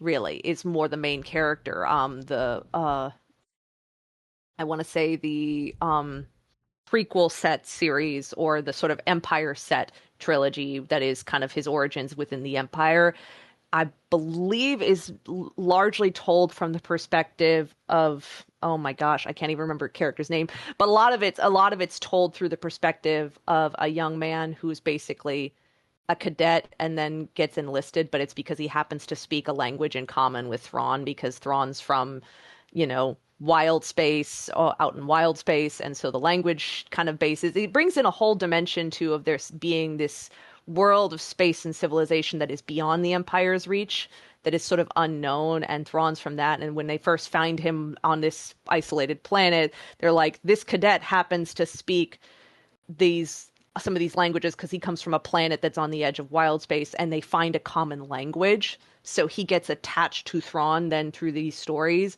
because they go, well, you can actually speak to him, so now you're his language coach. But by that point, Thrawn is actually what, like they don't cover in that, but you get in the trilogy that is then about Thrawn and his ascendancy, is Thrawn comes from having an entire career already and then is kind of back to the beginning with this young man. And so it's kind of told through the perspective of this young man also watching Thrawn evolve Mm. into who he is. It's a very different take. It's a very different take. And I mean, the original trilogy, very much he's the villain. But when you consider that the main characters are who the main characters are, it's like, Mm-hmm. huh. And so I look at these later trilogies of it's also a different view because up until these points, what we've now reestablished Thrawn as is again as a villain, and we've seen that through the perspective of the heroes in Rebels. So now it's kind of Zahn taking a deep dive and going, okay, but we're not going to look at him now through the perspective of the rebels. We're going to look at him through the perspective of somebody else in the Empire who happens to be very closely with him, be working very closely with him through his entire career. Out of So, curiosity, if I can ask real quick, how do the later two trilogies handle like one of the things that I think is especially important to consider about Thrawn is he is a like the I'm hoping I'm using this correctly. It's there's a chauvinist quality to him, not like in the gender sense, but in the national sense, like you hear about like for example like American chauvinism or mm, or uh like there's a degree to which you can apply American chauvinism, I think, to Theron's character, but I think it also kind of harkens back. I think like American audiences would be more familiar with sort of like British imperial chauvinism, for example, Yeah, because a like what superiority essentially. and also like the fact that like one of his go one of the go-to traits about Thrawn is his belief that like he can look at a piece of art from a culture and derive the entirety of that culture's psychology, as if there Hmm. were such a thing as like a gestalt psychology of a culture instead of countless psychologies that make up the Yeah, culture. But like he he it is he's very, yeah. it's like Yeah. how do they handle That that aspect? that I think one of the ways they handle it is Star Wars as a universe tends to much more simplify Oh yeah. nationalities and that to where they do you lose that nuance of humans are very different. It's more like this race of people is all kind of like that. And that is something that is very rife within Star Wars of like you see exceptions occasionally when they'll be like, oh, this Trandoshan Jedi, which means you're Hmm. going, this goes against everything we've seen of Trandoshans. They tend to stereotype their own Yeah. races into Oh, do into they stereotype? fields. And Oh boy. and they lean a lot more into Thrawn's art analysis, very heavily of his analysis being interpretations of people. They spend a lot more time on it, even within the Chiss, but I would say they make him a lot more neutral. Hmm. But and I see this with a lot of because I've delved into a lot of fan fiction regarding that because it also gives insight the way the interpretations. A lot of people interpret um I've seen a lot of people really interpret Thrawn's way he relates and connects to people as a form of neurodivergence. Hmm. Almost some even as far as being, like, oh, he's spectrum. Um, in terms of he doesn't because they even say in those books in especially in that prequel but even in the three or in the ones in the Chiss Ascendancy but even the Empire there's an element of they say Thrawn is a brilliant tactician, he does not understand politics, Hmm. because in that regard he's very neutral, he's very logical, but logical to a point of he doesn't understand the machinations of when people are using politics to make decisions, when politicians are interfering with society. And it's sort of becomes, it's one of those things that even in the Ascendancy books is kind of a gag because, you get these people around him, some who hate him because he bends rules, he breaks rules, he does things. And the people who support him being like, he weird, but he brilliant. Just don't ask him to understand what the fuck is going on politically. He has no savvy in that area. So they give him they give it a bit more nuance Hmm. to it to where I would say there's not a sense of superiority. It's just to him, it's like this is fact. It's a much more neutral. They paint the character in much more of a way that I would say is less villainous, in more of somebody who is just this is what makes sense. Hmm. Strategic, but with no sense of without really lacking a lot of a He's not sense of mustache human. twirling. No, no, there's none of this mustache twirling. It's much more It's like kind of like logic oriented. to a degree would you say like Hannah Arendt's uh banality of evil? I'm not really familiar with that. Okay, I'll talk to you about that one later then. Okay, that's fair. But yeah, it's I mean it goes back to what you said of there's 20 years between the original Zahn trilogy to, Hmm. when Thrawn was brought back in, and it is a very different character when he brings him back in. On one being, the most villainous version of him, I would say the most evil version of him is the original introduction. Hmm. So, whereas the newer one is, I feel like, a lot less overtly evil, but just logical to a fault. Hmm. You know, um, Of course, not to say that he isn't evil, but again, it's mhm. especially when you get like some of Well, the moments in like Rebels where it's like he's like, "Oh, you're going to test your own creations," and that's how he like the scene I think of in Rebels when he takes the factory workers and says, this factory has been producing subpar, has been producing work that's blowing up or having issues in the field that's sabotaging our operations. So now you as a factory workers are now going to go start testing your own work. And it's paint, and as a scene, it's extremely cruel. He has Yeah. a factory worker get on a speeder bike, operate it, and stay on it while it malfunctions until it blows up and kills the factory worker because it is a sabotaged piece of equipment. Uh, on the inverse side of it, he is a character very much is, I came in and I solved your problem. Your workers aren't going to sabotage your work anymore. Because if I tell them they have to test their own work, then they're risking their own lives then they're basically risking their own lives by Yeah. sabotaging it because they will be the ones operating it. So now you're not going to have a problem anymore because they don't want to die. They aren't sabotaging it. And it is I mean, effective to the point of cruelty. and it Mm. absolutely is, and I think it's Yeah. interesting because it raises an interesting point about the fact that, like, I think there is this tendency, especially, I mean, again, we are talking so much often. All three of us are Americans, it's like, so obviously we're talking about from the American cultural context and socio-political context. Like, there is this idea that we are suffuse in that is this logic is truth. That logic is does not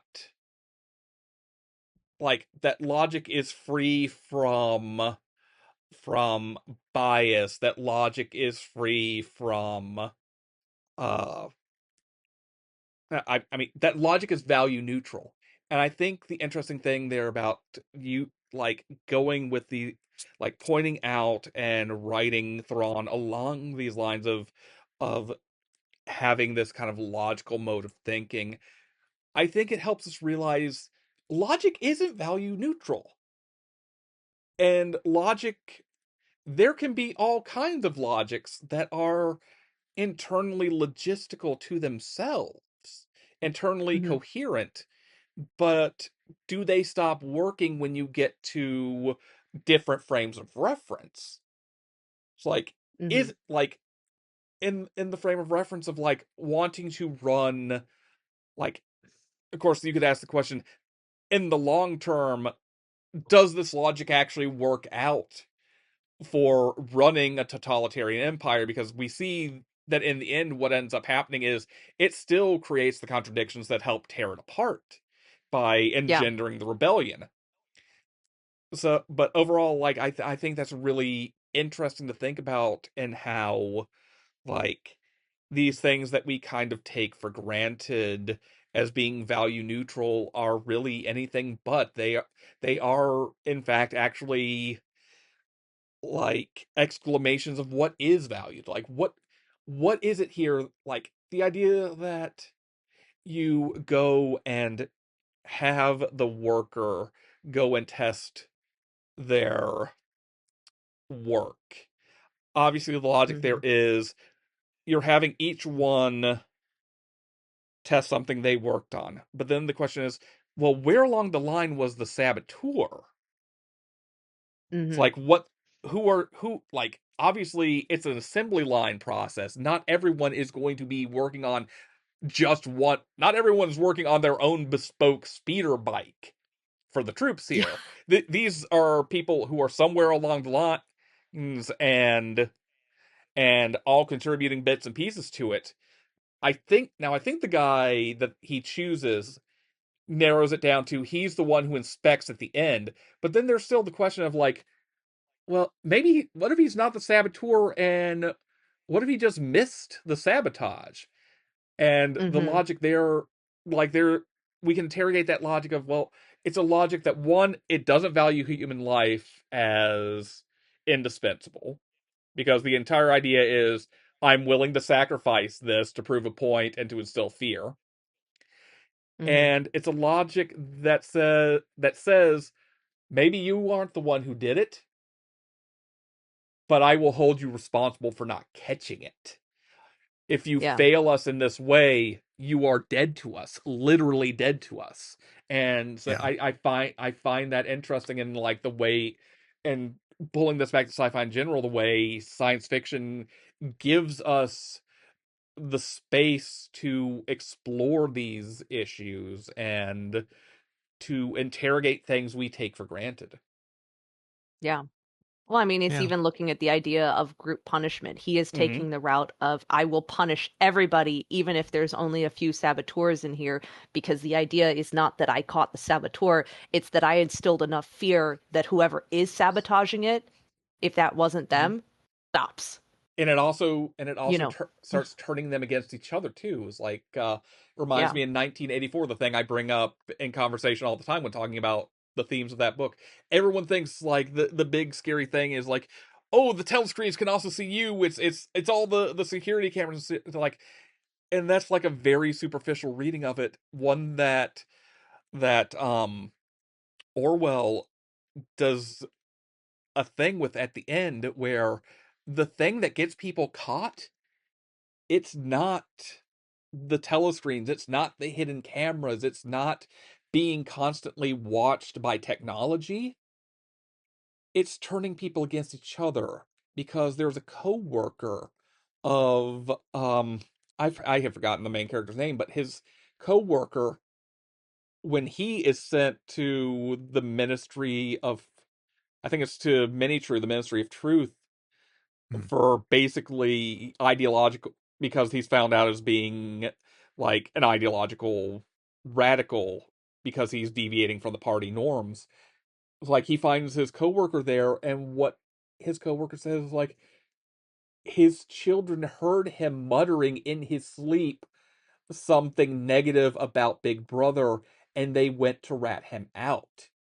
And I mean, what it Yeah. gets Orwell gets into it. at there is like, it's not the all-seeing eye isn't Big Brother's technology, it's the cultivation of the people against each other for this destructive, hateful system. I mean, Yeah. McCarthyism and the Red Scare, that right Exactly. there in a nutshell. I Yeah. mean, and it's funny, it's something that Fallout, the series, the Hmm. show has brings up whenever they flash back to the uh who's its history of, living in a state, because even though they're like, yeah, this is still a future alternate version of Earth, it's an alternate version of Earth where communism, it's still Hmm. very much McCarthyism state of communist bad. Yeah. You show up at a communist thing, you could like get blacklisted There's a permanently, like in the case with it being set, it like with a lot of these flashback scenes taking place in Hollywood, essentially, of Mhm. that element of fear, of the cult like addiction to the idea of the true American. I'm And reminded of Orson Welles' old interview. Not sure how long it was before he died, but it was in his later years. Someone asked him about his thoughts on director Eliza Kazan, and he just goes off on Kazan because yeah. Kazan was, I forget all the details, but the pertinent one is Kazan informed. Yeah. Like He Kazan is was a brought snitch. before the House Un-American Activities Committee. I forget HUAC's proper full name, but he ratted out other filmmakers and folks in Hollywood when they brought him before. And it's like he could never forget. Like he says, Eliza Kazan is a traitor. Like he brings up like because one of Kazan's most beloved films is On the Waterfront, and he basically says that it is an ode to the stool pigeon. It is a stool to the snitch. Ah. Yeah. And even when it wasn't too long ago, it was like some years back, but not too far back. There was like some sort of like special honor or something given to, I think, Waterfront or Elia Kazan. And there were actors and people in the audience who didn't applaud. In fact, I think some of them like turned their back on the stage Yeah. because that's how divided um the people in Hollywood are about Kazan and his snitching. Yeah. Yeah. Well, because it was a time when that kind of I mean, I just, what I remember of McCarthyism and or not say remember, I mean, not like I lived it, but like from studying it, of the Red Scare and Yeah. McCarthyism, was it was so much of, I mean, this, we're also talking like peak Cold War, but it was very much you're either for us or against us, Mhm. and do not question the authority. And it's interesting to me in hindsight of looking at it. And again, science fiction, I feel like I've seen it examine this on more than a few occasions of this. Is that really a free society either? Yeah. And And I science fiction I see science fiction put a lens on that often and put a magnifying mhm. glass on that to be like, you as a viewer go, look at this fictitious thing, but is that really a free society then? Yeah. If you can't question? I will say that's another thing that really like stuck with me. Is a lot of dystopians in sci-fi. Yeah. Um, the one that sticks out to me the most is 1984. That one I remember reading it for the first time and getting angry at the end of the book, and so much so that I wanted to throw it across the library. It really had a deep impact on me, and I was like, "Damn, I this is wild." But I'm going to fully admit to something that may or you haven't read it, I have have you? I haven't. I never, which is funny because of all like the classic like readings everybody has to do in high school. That one was never one I was asked to read. It just to me is almost weird that it didn't come up because everybody else was reading everything. I think other classes in my high school were reading 1984, and I just happened to be in the classes that didn't read it. Yeah. Well, that's okay. Like, and that's Yeah, not to it's say on that my like to read list, and I understand its importance. I would like to add another book to your list there. Um, Hmm. After you read 1984, read Julia, which is also it's from the perspective of the female protagonist, Julia. Mm. Um, and it is a phenomenal book. It adds a lot, and it's official. Like the Orwell estate gave like blessings to the author Oh, to okay. write it and stuff. And Is it it supposed to be kind adds, of in the universe of 1984? yeah, Okay. Oh, I like because that. I like that. so the main character of 1984 is Winston, and Julia was his love interest. So Julia, the Oh, book, adds to the world and has it from her perspective of what happens. interest. It Interesting. it's fantastic. It's a Ooh. book that I got it. I got lucky, and I got it when there was a Barnes and Noble in the Richmond area, um, and when I was there at the time, and they were closing down because the landlord wanted to do something with that space, and so they were having like basically a fire sale of books, and I picked that one up for like I think like $8 as a hardcover. Oh, jeez. Yeah, and that would be a true fire sale, is beware the and stacks of books walking out. yeah, I walked away with like somehow able to carry the books that I picked up. A Um, little like Shades of the Kids in the library during summer readings when you get the kid that comes in and is clearly like all in on Big all the stack, prizes. like Yeah, it's like the stack yeah, of all of them. The librarian's going, you can only take so many at a time, and they're being like, yeah, well, no, back. yep. Um, but I picked it up and then I read it like almost immediately when I could, and I tell you, like I tore through that book. It was so good. Dude, I Um, will look that one up and put it on my like holds list with our library because that's yeah, just the fact that but they also approved it is like, okay, that's yeah, read it 1984 first, yeah, then read that one. yeah. It Because sounds that like one also contextually you need that one within the context of what happens in 1984 to really follow it. Uh, you do, yeah. It definitely helps if nothing else. But because that world where these characters are split between genders of Mm, male and female, right? So Winston, you get the male side of things. Julie, you get the yeah. female side of things. So there's a lot more um issues that would fit more in today's world that you get to see and experience and like think about and such. Like it's fantastic. Ooh, I will definitely check that out. Yeah. You mentioned something too, the dystopian worlds being very much like something that gets your attention. And I have to agree, I find that to me like it's such an interesting way again to kind of look at of what if this is what happened Hmm. and how do we respond to that? Yeah.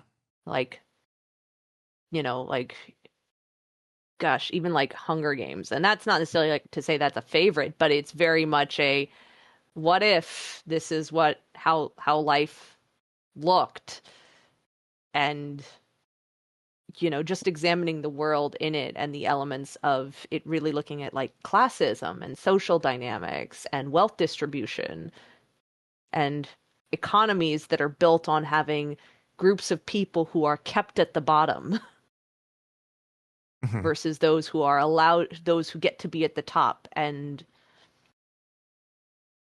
I mean, even kind of the nature versus nurture elements of, you know, are you a consequence of the nature? Like, is it just you or is it the nature, the environment around you? And I think it kind of looks at that element of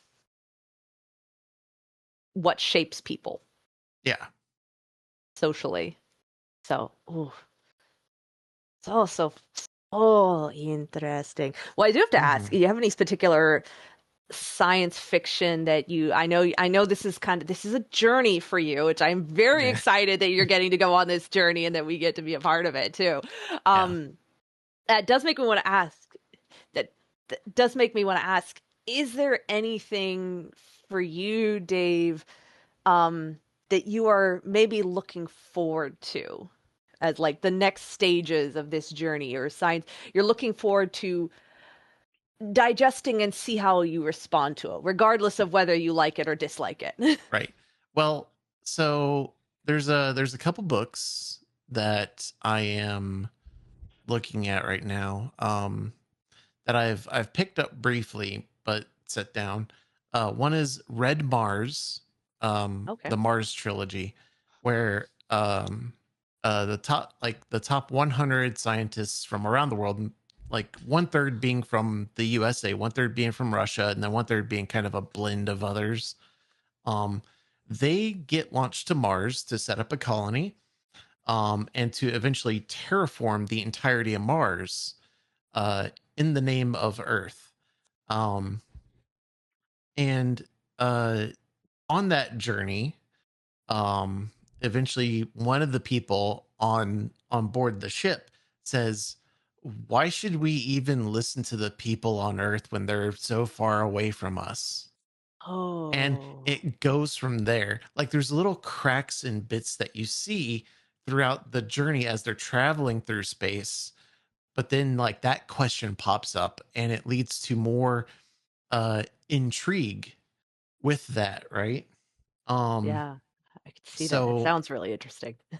but I stopped because a lot of it is very slow. It's very slow because it's about them terraforming and slowly like developing the colony and stuff. um and that's it's a little tedious. But the idea of it is intriguing, so I stopped for a while. But I feel like with the speed that it goes, I can go back and pick it back up. um Yeah, the other one is Starship Troopers. And the reason I stopped is because I wasn't in the mood for it at the moment when I sure. started it. So I was like, I'm just gonna like set it down, come back to it later. Um, I hope that most people at least know the movie, because the movie is a phenomenal piece of work.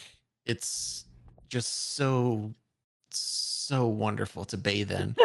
Um, So but Verhoeven too. the yeah, from Verhoeven, also known for RoboCop, among other, and Showgirls, among other things. Um, but the book is more serious in tone and more like authoritarianism is cool, actually. Um, Not that I think authoritarianism is cool, but rather I want to see what he does with that and what that world looks like. What the world, kind of what Um, it was supposed to look like versus what the yeah, film gave. So it's like and Verhoeven basically takes that and uses the like uses Heinlein's authoritarian fetishism against it to create a anti-fascist work, basically. Yeah. Yeah. Interesting. And I have a book that goes with it, I think. Um, and it's a book that's set in a world where a video game series that got popular, Helldivers. Hmm. Um, there's apparently like 14 or 15 books in the Helldivers world that's been made. And so I picked up the first one because that's also got the vibes of uh, America or Earth, fuck yeah, and there's bugs just like in Starship Troopers that they have to combat and nuke and all this other stuff. um but it's, if you look at like the video game footage, at least of Helldivers 2, I can't speak of the original Helldivers video game, the Helldivers 2, like it's absolutely ridiculous. They lean real hard into the jingoistic like absurdity, like Verhoeven kind of dealy, right? um I love.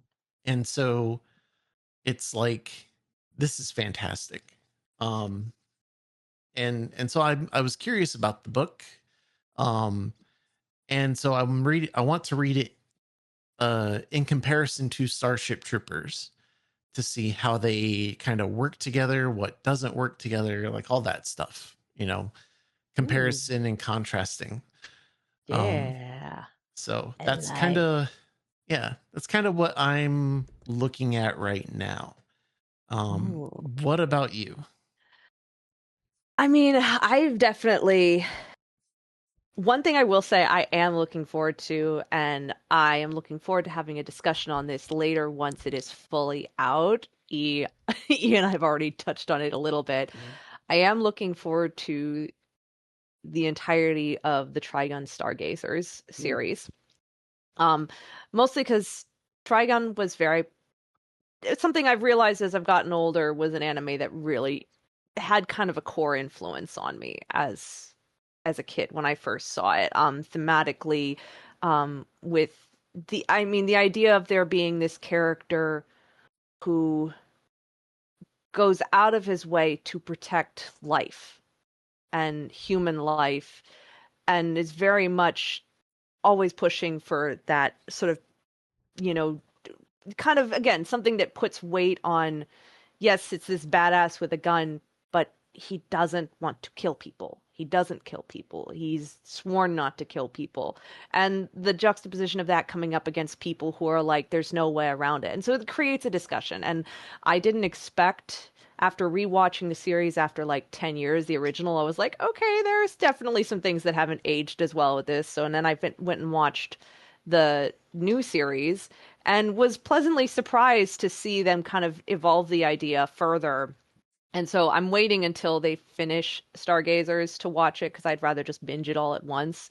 So, but I'm looking forward to that the eventually because it I think the newer series Stampede and Stargazers also have leaned into elaborating on the science fiction elements more Mhm. so and giving it a little bit more weight in the world, examining that a little bit more, which just helps build up and enrich the world It's the anyways. production of that is fascinating to me because, like, if memory serves from what I've read, the original idea was going to be that Studio Orange was going to do a more uh faithful adaptation of the original manga because the original Trigun is one of those manga adaptations where they decide to make a weekly running anime out of a still ongoing monthly published Hmm. series. So they have to make up their own ending. And so they brought in Naito for talks about this ideas they had. And the thing Naito told them was, don't make a straight adaptation of the manga. The manga's the manga. And encourage them to basically create their own Trigun legend in a way. And Yeah. I use that phrasing very deliberately because I love that idea of it. Is like, would I love to see Trigun Maximum adapted exactly as it was on the page into animation format? Sure. But I also love this idea of taking the legend of Vash the Stampede and telling a new version of that legend and the way that juxtaposes with how we treat legends typically. It's like Hmm. so many variations on idea and theme, and delving into like the kind of the fogs and the mist of legend in that way. Yeah, and that's what I've felt kind of watching it is it's still very true to the characters at their core and who they are, and kind of builds around them and creates, enhances the discussion. The new series also avoids some of the pitfalls of the older ones, like Vash being a womanizer, Mhm. and that just doesn't, it's like, yeah, it was a product of its time. Um, and that doesn't shock me at all. Like going back and watching it and being like, I forgot about that, but that doesn't really surprise me. And seeing them kind of be like, yeah, let's drop the maybe not so great stuff that doesn't really have a place being here. Um, which is thank you. Um, Yeah. thank you to those Mhm. creators that you gave us something that is still very true to what resonated with me in the original series.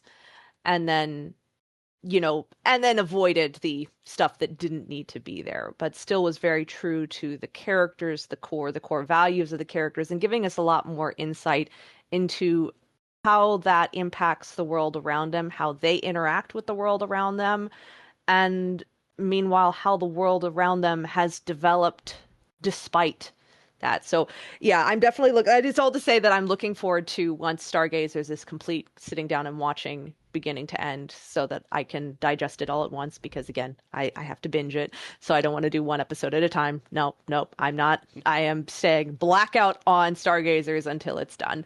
Um, the other thing that I mean, the other one I'm kind of looking forward to, and this was sort of out of the blue, and I know I will be sharing some of the text with you, Dave, too, as we talked about it, is I was doing some work recently, for my boss running metrics, and in the metrics when we're looking at like say like the narrative metrics, we're looking at uh basically a factor of the number of the total words in a text against the number of ands used and the number of the times the word but is used because it's the most common word of contradiction, and indicates kind of narrative rhythm, in essence, is the way I think of it. And I sort of was surprised recently because I ran metrics for Octavia Butler. And I know Octavia E. Butler is very renowned as a science fiction author, but I've never read anything of hers.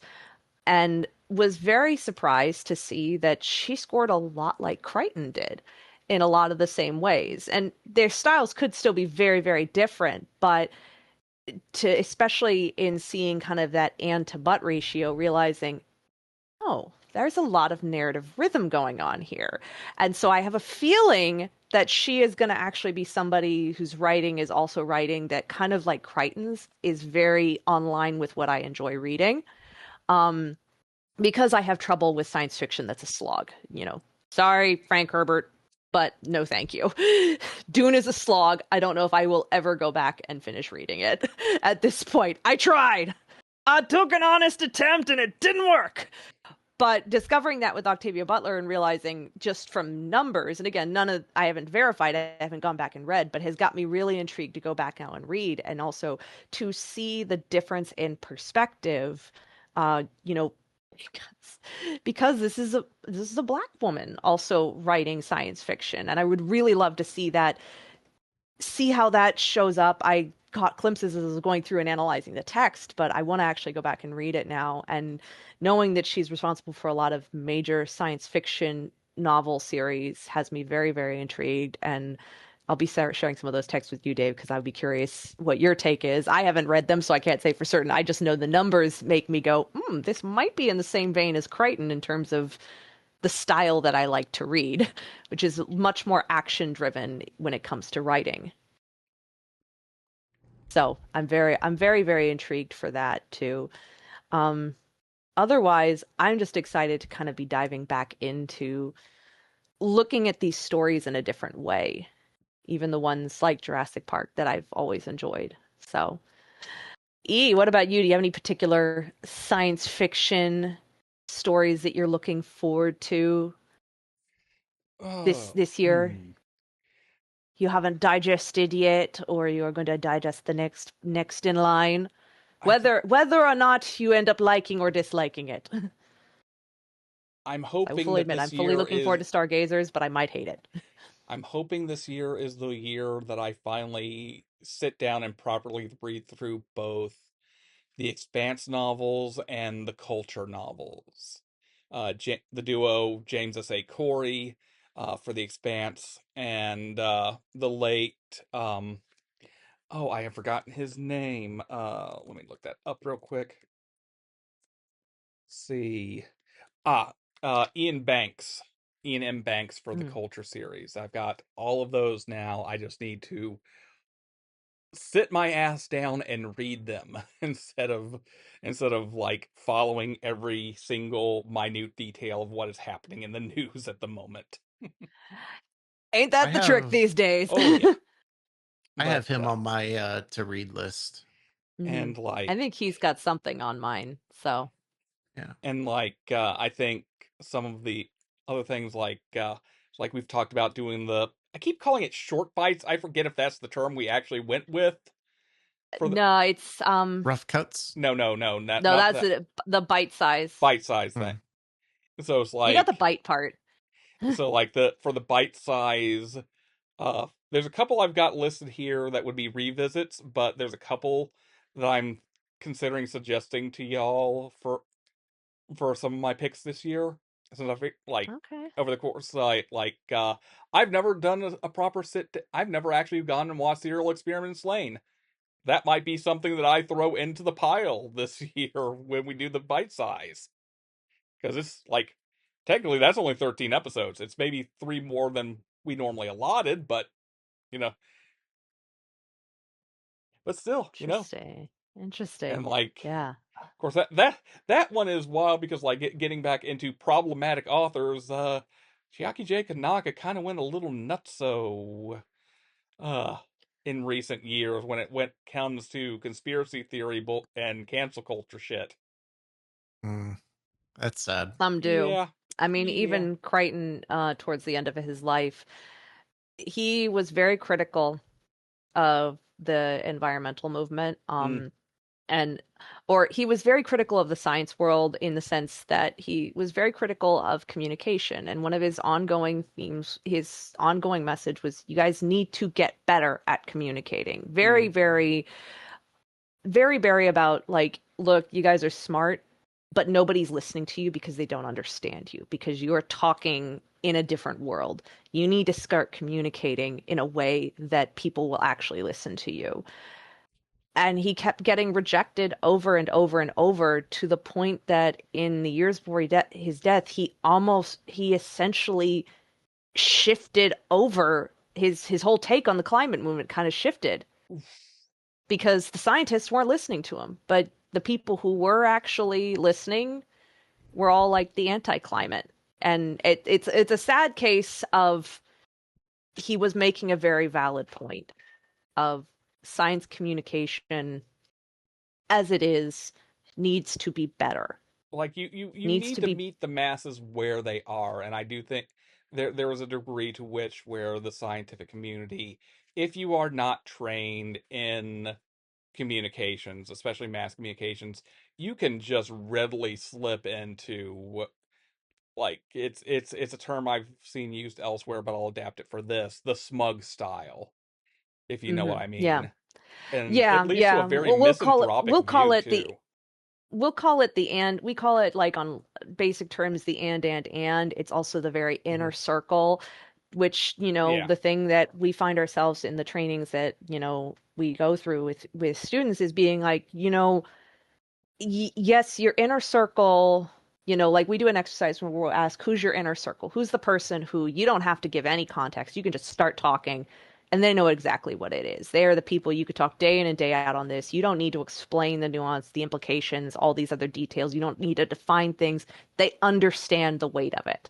Hmm. And frequently it's like, it's my lab partner, or it's my direct supervisor. Maybe it's like, their parents, or it's their mentor, it's this. But then we ask them like, okay, but who's your outer circle? Who are the people you want to reach with it? And we get grant reviewers, constituents, general population. And it's all the people that they're wanting their message to reach. And we're like, this is what we're going to work with you on, really, is how to reach them with that. Because it's easy to talk to your inner circle, but it's hard to talk to your outer circle. And one, because you have to start asking yourself, what advances, you say advance the narrative, or in this case, what advances the core message? What is that core message and what advances that? It's Because it's not saying you make up bullshit. It's just not everything that is going to be useful to getting them to understand it. And what's the structure that helps them understand it without sitting there having to go have PhDs in XYZ? Because it's not fair to demand that your audience have the same level of understanding you do when they don't. Yeah, it's what comes to mind. Obviously, these are children's shows, but growing up, one of the things that helped get me really interested in science, like I think y'all probably know this. Before I went into mass communications, uh, I tried to major in mechanical engineering before calculus kicked my ass 2 semesters in a row with failing grades because no matter how hard I tried, I could not get my brain to do calculus or to memorize Fair. calculus. That is It's very like, fair. but the thing Mhm. that got me big into science as a kid was watching, like when I was younger, watching Beekman's World recordings off of our local broadcast stations on the weekends, and then getting a little older, finding Bill Nye on PBS and watching those after school during middle school every day, and like I mean, again, obviously they're kids shows, but what they did, what like the principle can apply to any demographic group is you meet the audience where they are. You Yeah. don't treat them like they have to catch up to you. You work alongside them with where they are. And both of those being TV shows, it's a form of mass communication, so you cannot take for granted the level that any individual viewer may be at. You have to be able to speak across these multiple levels and not only that, keep them engaged across these multiple Hmm. levels, which is its own discipline and harder than you'd think. And like Bill Nye, I think he is actually a mechanical engineer as well, but by education and original trade before he became kind of like Hmm. a science educator type. And If I like remember correctly, that was his field. That and sounds about right. the guy and Beekman's world, that's not like he wasn't actually even a science. The guy that plays Beekman is an actor by trade, but like was able to be a science educator because even as an actor, he and the production staff knew how to meet the audience where they were and make these Yeah. concepts not just accessible but interesting and engaging. And Yeah. that can really get lost, especially if you kind of fall into the smug style of things, or you get caught Yeah. up in the inner circle mode of thinking. You Yeah. gotta And meet that was people one of where the they things are. Yeah, and that was like Crichton's, a lot of his big message, like if I remember correctly, I haven't read it, but even the keynote he gave, at the core, he's going, this is urgent, but if you don't communicate it well, nobody will listen. Yeah. If they don't understand why they should care about this, then the problem doesn't matter to them either. If you don't set it up, then present the problem. So now the audience goes, "Oh, this is what we should have, but this is why we don't have it." Yeah. Um, then there's no investment in And in any solution. There's no buy-in for it. There's like no, and it can it's boiling backfire it down to so marketing terms, but it's Mhm. so important. And it can backfire so terribly because if you don't meet them where they are, you do end up engendering that sense of elitist separation, and like you alienate them and make people reticent to follow along, period. You lose the Yeah. public trust. Just kind of And pointing back to science fiction, it sort of becomes the synthesis of science fiction storytelling mhm, because it's using storytelling to meet us where we're at, to Mhm. maybe talk about things that are even deeper, Yeah. you know. And it's like So, to engender the imagination and wonder because we're all capable of those things. It's just a matter of yeah. harnessing them. Mhm. That's why I'm looking forward to as we unfold this season. Yeah. Gonna be exciting. Hmm. Well, I feel like we've like covered the favorites. The conversation definitely went its own route, and I love that. Yeah. Yeah. Um, it's a good conversation though. Yes, they're all good Well, conversations. of course. I say that like that's not true. It is true. It is Um, so true. so Very true. so in that case, since it sounds like we kind of got everything with a little button and whatnot, so I think we did. um, I think we did. I hope We've that given you've hints to what's coming. yeah, and I hope that you Voidwalkers out there have enjoyed it. Mhm. By the Uh, way, tell us what your favorite science fiction stories are and yeah, why. email us the confabulators at gmail.com. Yes. Mhm. Or We're comment on our always blue sky too. yeah. Yep. Yep. Um, so Liz, where can our lovely Voidwalkers find you? Oh, I can be found on Twitch, Lady Hyacinth 57. Again, that's twitch.tv/Lady Hyacinth 57. Hyacinth as in the flower, and not to do with Bridgerton. Not to do with Bridgerton at all. I know it's big conversation right this moment as we're recording, and it probably will still be in a few months when this episode comes out, but it is nothing to do with Bridgerton. I'm also on YouTube under the same handle. I have been migrating some stuff over, so I will hopefully be making that start figuring out content and migrating stuff over to there too. But for now, Twitch for sure. I do a lot of Resident Evil, though after Requiem, by the time everyone is hearing and or seeing this episode, I will have probably played through Requiem, had my full spaz attack because that's coming out in what, like just a few weeks. So I'm Yep. very, very excited for it. End of the And month. End after of the I get month. through that with that, we're going to be playing some catch up on some games that I haven't played because my old PC DivaBot could not handle them.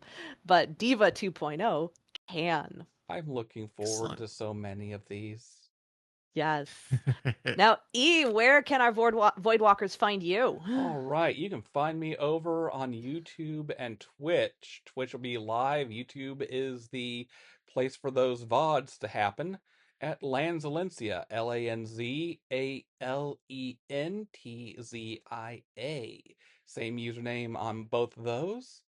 And like I said, live streaming on Twitch, usually at the ungodly witching hour because that seems to be the only time I can really find to like work in the streams. So, Mhm. but hey, if those hours don't work for you, go check out the VODs. They all I like even if I got to trim them out when YouTube yells at me because I've angered some copyright bot because apparently I put in some video owned by a media company that's like, no, you can't use this. Well, I'm using it under fair use. No, you can't do that. Yeah, it's a thing. Yeah, sometimes you YouTube is trim shit dumb out. sometimes. Sometimes you just slap a big block of blur over it into the YouTube thing when you don't want to go through the hassle of downloading a 5 gigabyte file and editing it in Final Cut and re-exporting that whole fucking thing. And oh god, oh. I Just remember love the that fair internet. use is only for paper. Apparently, ugh. Clearly. Clearly. And then Dave, where can our Voidwalkers find you? Well, y'all can find me at twitch.tv/sheriff_Flynn or on YouTube at Sheriff Flynn.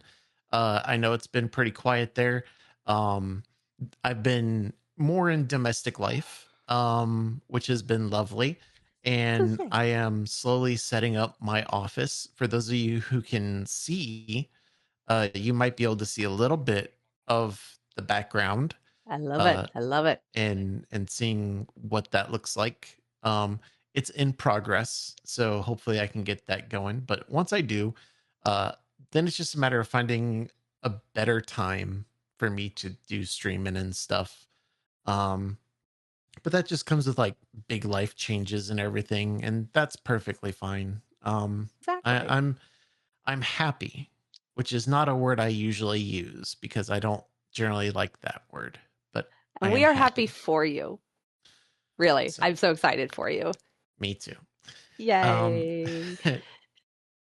Yay. so In the meantime, folks, too, we also do have a Twitch channel for the Confabulators. It is the Confabulation Station, I believe. yes, yes. So Um, twitch.tv/the Confabulation Station. We do not stream on there on a regular basis, but we will be putting up some streams there in the near future. So I have hopefully, I have a very very fun, lovely idea for a stream with y'all. So I can't wait. can't wait. Um, I'm excited. I'm excited yeah, too.